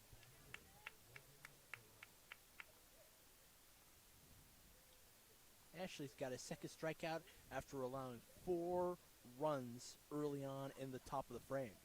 And I like the decision by Rodriguez to steal second, because now you put a runner in scoring position. If Barada puts one in the outfield, that definitely scores Rodriguez, and that makes it a 12-0 game. And remember, here in the Ripken League, games can be called after 7 innings if it's a 12-run advantage. So if the Cropdusters pitching can hold on, this would be huge. They could save some of their arms down the stretch of this game for later in the week.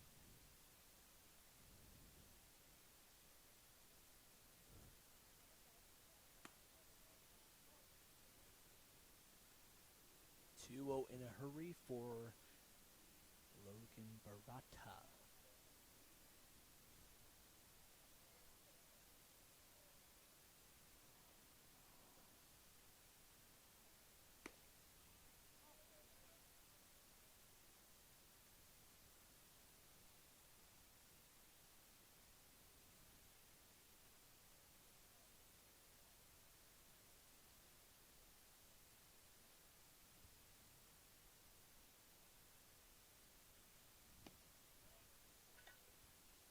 Pitch walk and running on over to first is Barada. Duncan up. We're through the order once more, and on deck is Hawkins whenever he's ready.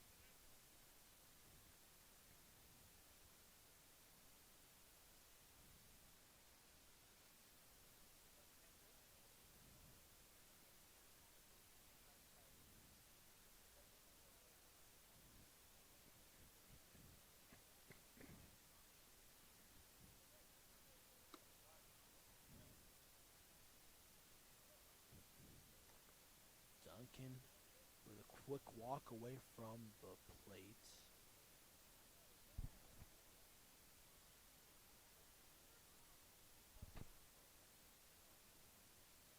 Rodriguez at second. He angles away.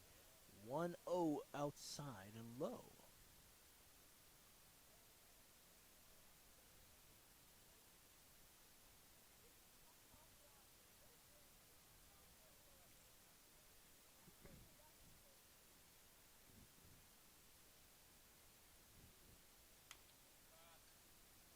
Fought out there from Duncan that time.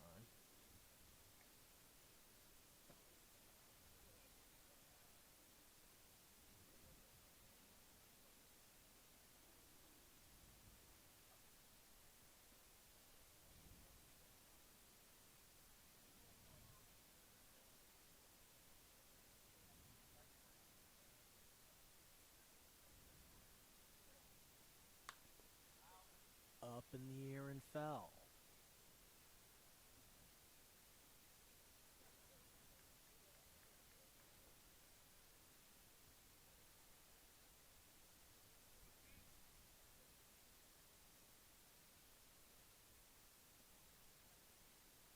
Duncan fought off the previous two pitches from Ashley.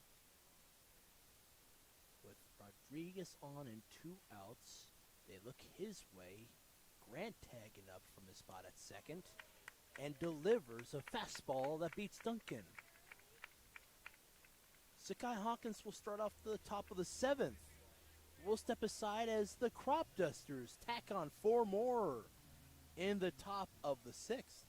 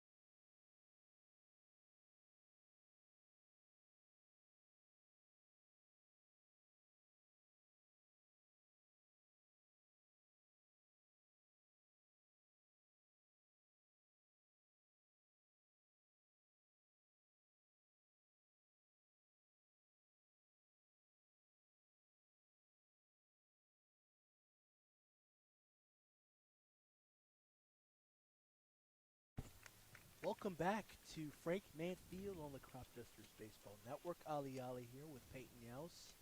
Ben Jones still on the mound. He's got 2 strikeouts so far. It was against Scott and Harvey, and now the 9-hitter back up.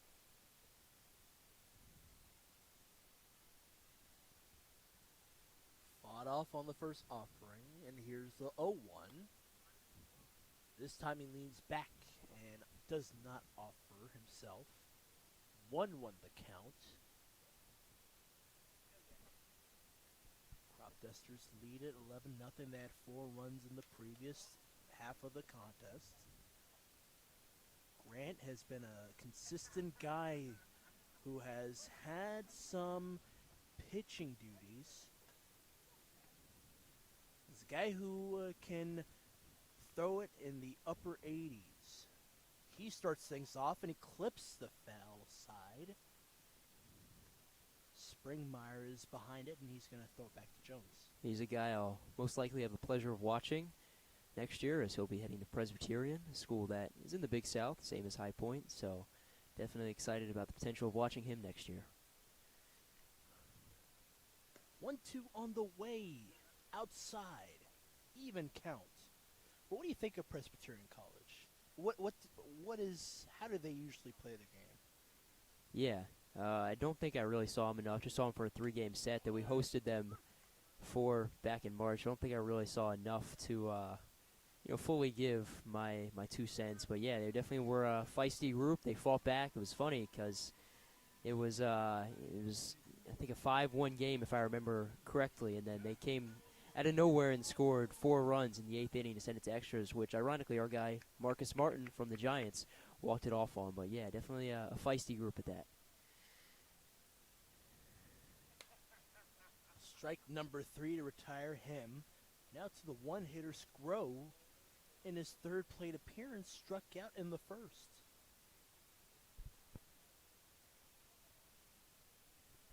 He fights off the first offering.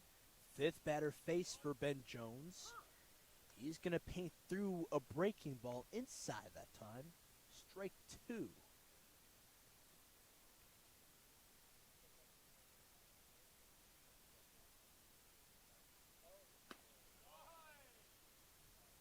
And another one to put away Scro to bring up Larson. Only a hit so far for the Aces back in the second. And also a putout in the 5th for Irvin, who tagged it to third.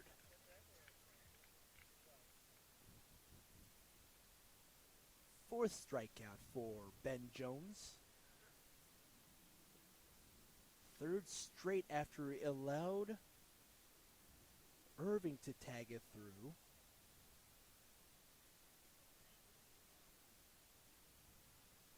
One the count.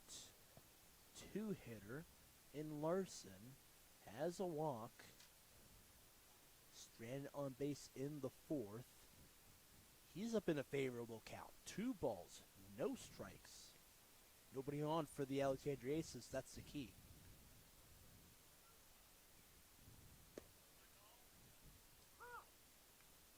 He's able to regroup and pump through strike number 1, lower half.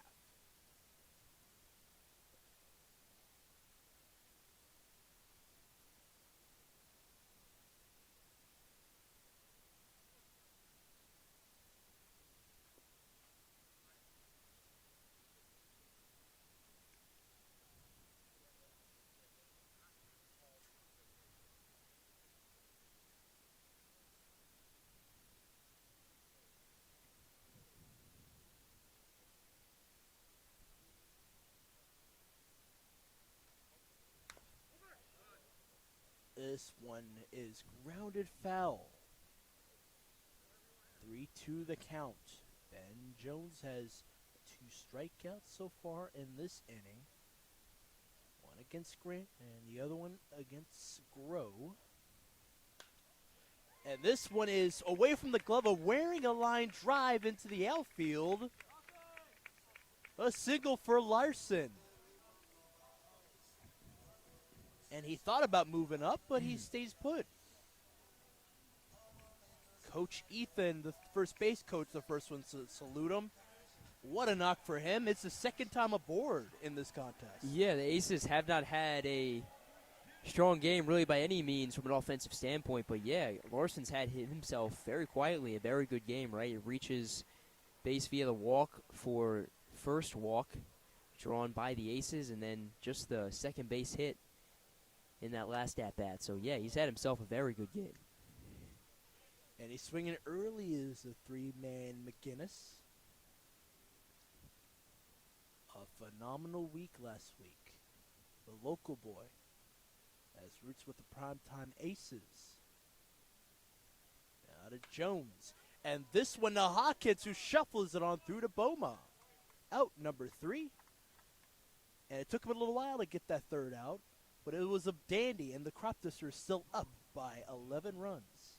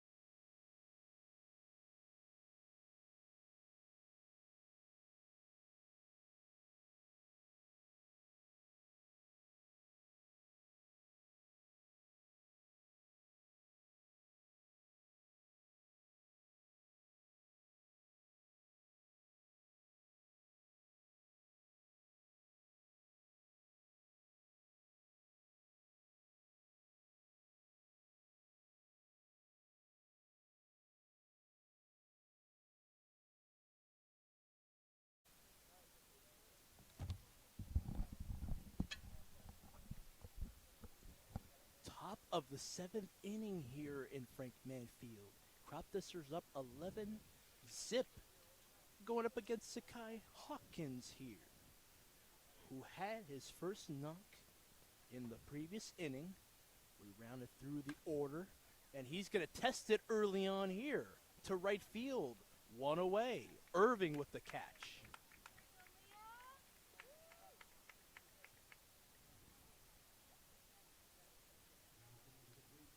Hawkins out on a flyout to right. And now to Waring. He's got MLB genes, son of Melvin Waring Jr. from the Baltimore Orioles organization. Committed to Rutgers by way of Charlotte. He's got a good grasp of his bat, that is, and he's going to look it through.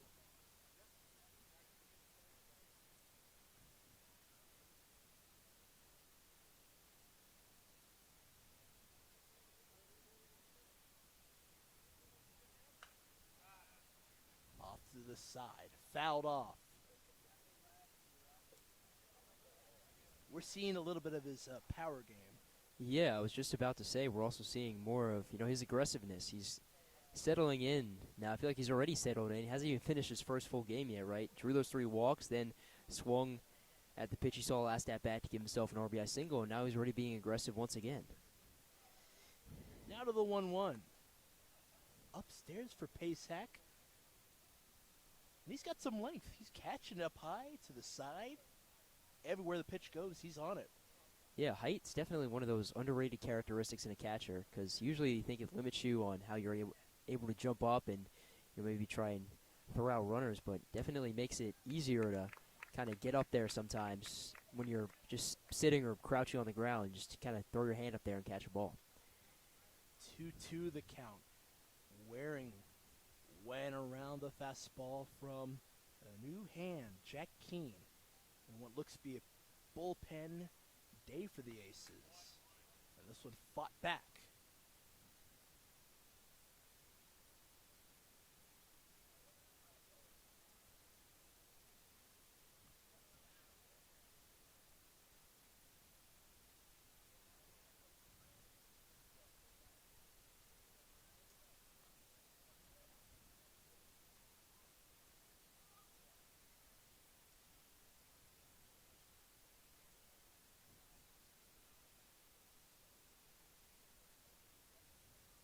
Now to the 2-2. Waring swung at it. He'll step aside.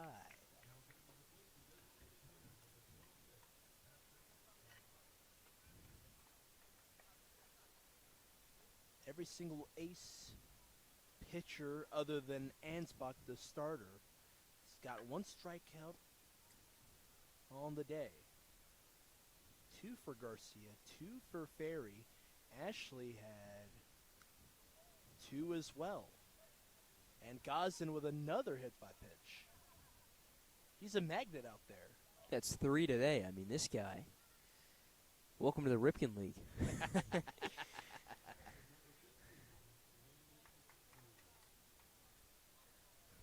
2 out hit by pitch. But it's something to note, right? Coach Leader, this is 5th season, 5th summer as well for the Cropdusters. He's been coaching a lot of his guys. He's been really a really solid hand for this Cropdusters team. He's been amazing. I know it's my first year getting to know him. It's your 3rd, but he's just a great example of what a coach should be, whether that's at Reservoir, whether that's here for the Cropdusters. Just an all-around fantastic head man. A guy that has Hall of Fame honors in the Maryland circuit. There's a reason we started off the Cropduster season with his bobblehead night, kind of his appreciation night. I think it's kind of fitting, Yeah. Hall of Fame honors for him. But it's another thing about that bobblehead, right? If you look at it, he doesn't have a big head. It's well proportional to his body. It's a guy that has a good heart and a good mind for everything. In the air for Springmeyer, and it's going to go over the wall. It is gone. 2-run shot for Springmeyer, and it plates through Gosden as well. 13 all Cropdusters here.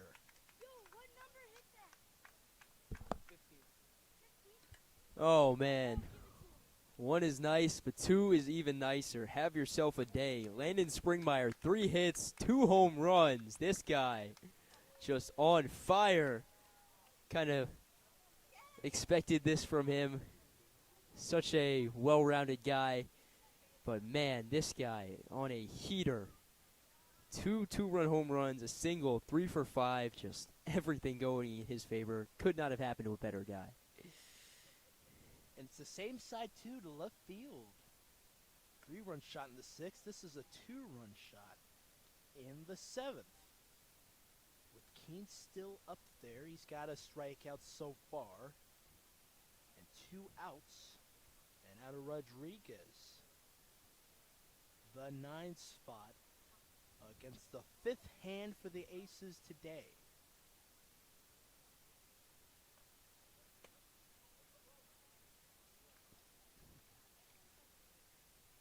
2-0 is the count for Rodriguez at the plate.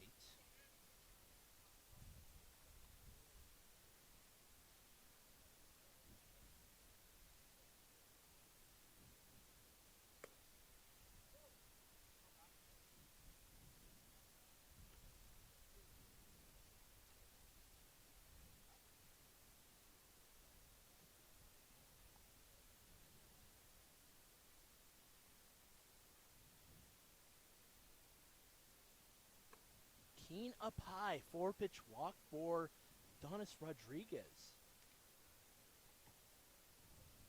The Dominicano, by way of Revere, Massachusetts, is aboard. 2 outs so far. And Walter back up. 6th time today he's up to the plate. And Rodriguez, a great blend of contact but also plate discipline. Starts off with 2 RBI single and then back end of his night, back-to-back walks. But the key to this one, folks, is 2 outs for Keene. The ball is painted outside.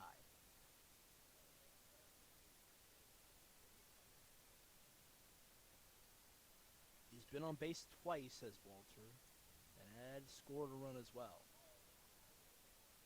Off the side of Rodriguez, not in the glove of White, the first baseman. Rodriguez is safe.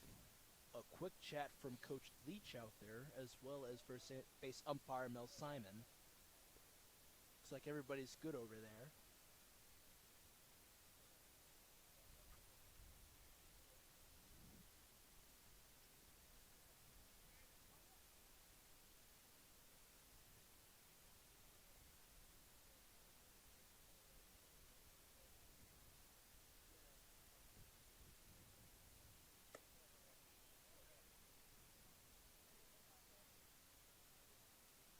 Back at the plate, Cade Walter with a fair count for him.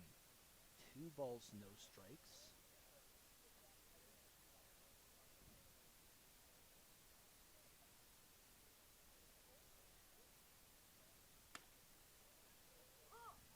And this one is painted through. Something sticks there for Keene. He's got 1 strikeout so far in this inning. Top of the 7th. Boma waiting if Mr. Walter can get on.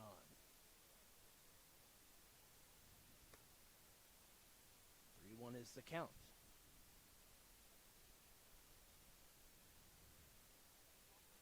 Fastball misses.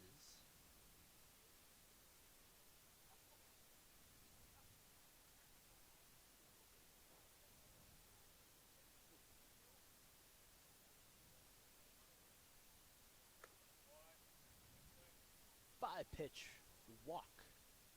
Ball 4. What is the strike for Walter? He's aboard with Rodriguez as well. 2 consecutive walks. And a great job from Walter to battle back, right? He starts off by drawing back-to-back walks, but then is stricken out 3 times in a row. It's easy to get down on yourself in that situation, knock on your confidence, but he stays committed to his approach at the plate, and it pays off.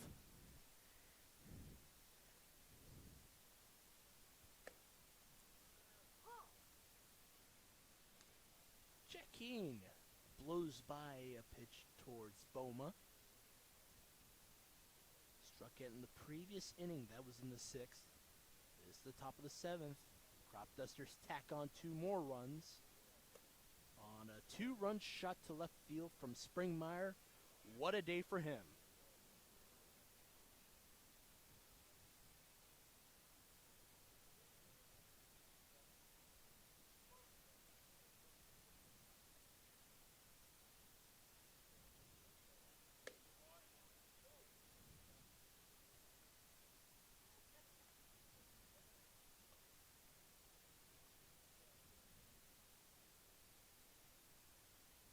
Two balls, 1 strike, the count for Balma on a pitch down low. Rodriguez is angling back to second, that is. Boma looks to strike 2. It was off the wheelhouse. He just went around it nonetheless.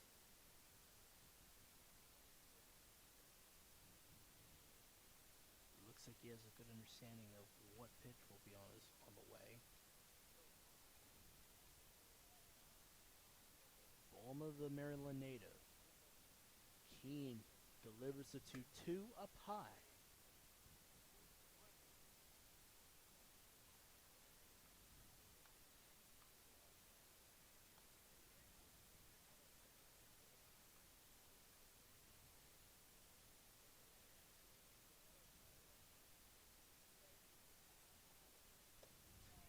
And Boma went around the 6th offering from Keene. He gets out of the top of the 6th with 2 players left on for the Cropdusters. But they do tack on 2 more. You'd love to see it.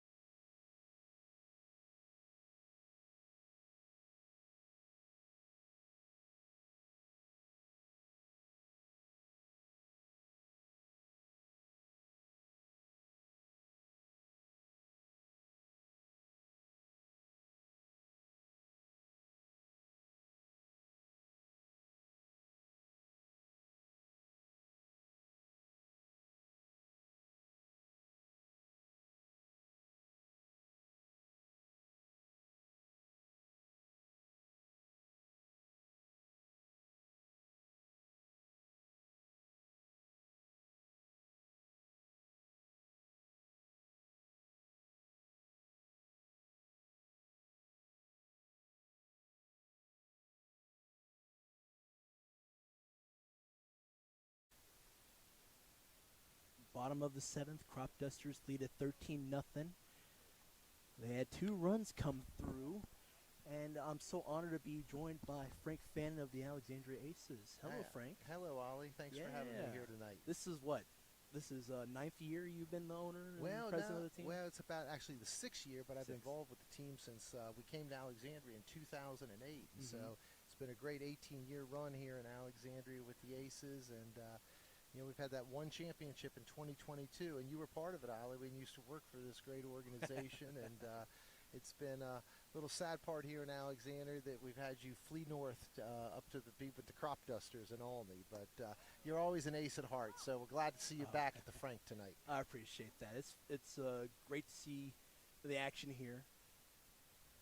You look at the action. What do you think of Worth's contribution to the team? I'm sorry, say again, Alan? I said, what do you think of Coach Worth's contribution to the team so far? Yeah. So we've, as many of you know, we've had Coach Brissett coach us for about 6 seasons, and he won our 22 league championship. And we actually had a major leaguer that developed one of his pitches here in Alexandria. It was a great story. that Blake Burkhalter, who plays for the Atlanta Braves out of Auburn, he played for us for a year, and Coach Brissett, he taught him a pitch, and then he went back to Auburn. He used that pitch, and the Auburn coach ended up seeing Coach Brissett at a baseball convention and tracked him down and said, Coach Brissett, I want to thank you so much for what you taught Blake there in Alexandria, because he used that pitch and it helped Auburn in the College World Series. Got into the College World Series, yeah. What set him apart from all the applicants? What's that? I said, what set him apart from all the other applicants? Oh, I don't know. Just Blake was. Oh, you talking about Coach Worth? Yeah. You know, we had quite a few coaches that had applied for the job. We interviewed quite a few, but Coach Worth had some experience in the Valley League. He had been there before. Correct. And he's from Woodbridge. Grew up in Woodbridge, and he's was coaching up at Frostburg State. So yeah, a lot of Frostburg State players in the league itself. Yeah, we do. We do have a lot of Frostburg players here, and we got some Fordham guys here. We got Penn players. You know, the Aces. We've had a pipeline with Penn, and so I think our championship team, our last couple of years, we've had 4 players each year from Penn. I think we have 2 or 3 this year from Penn also. Gotcha. Yeah. So as you go forward with Worth as the guy, what are you looking to add on to with this team? Brissett's gone. Well, you know what? What I really do, I stay out of the baseball side of it. Gotcha. You know, my job is to hire the coach and get out of the way. He's the baseball guy. He has the experience. You know, my job is basically to, run the organization, make sure we have all the right people in place to do everything. We have a great director of game day operations this year, Jennifer Hammond, who used to be one of our former coaches. And for all you Ripken fans, I'd suggest you go on the Ripken website. They just posted a good article about Coach Hammond up there today. She's actually one of the few varsity high school baseball coaches in America at Thomas Jefferson High School here in Alexandria, and she's been an assistant for the Aces for years, and we're just very happy to have her staying with the organization. Even though she's not coaching this year, she's directing our game day operations and doing a great job with everybody around here. Yeah, game's over, looks like. 13-0 is the score. It was a lovely affair. But last thing I'll ask you about, Olney has been around for 5 summers, been a great host for everybody on this team.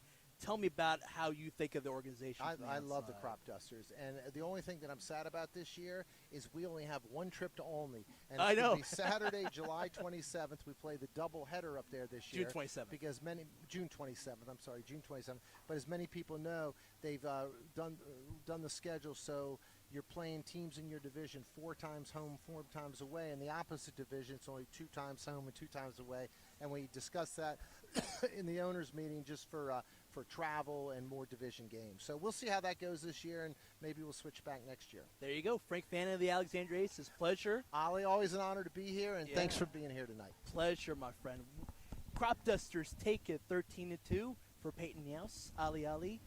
Peyton, you have a final thought as we finish up here?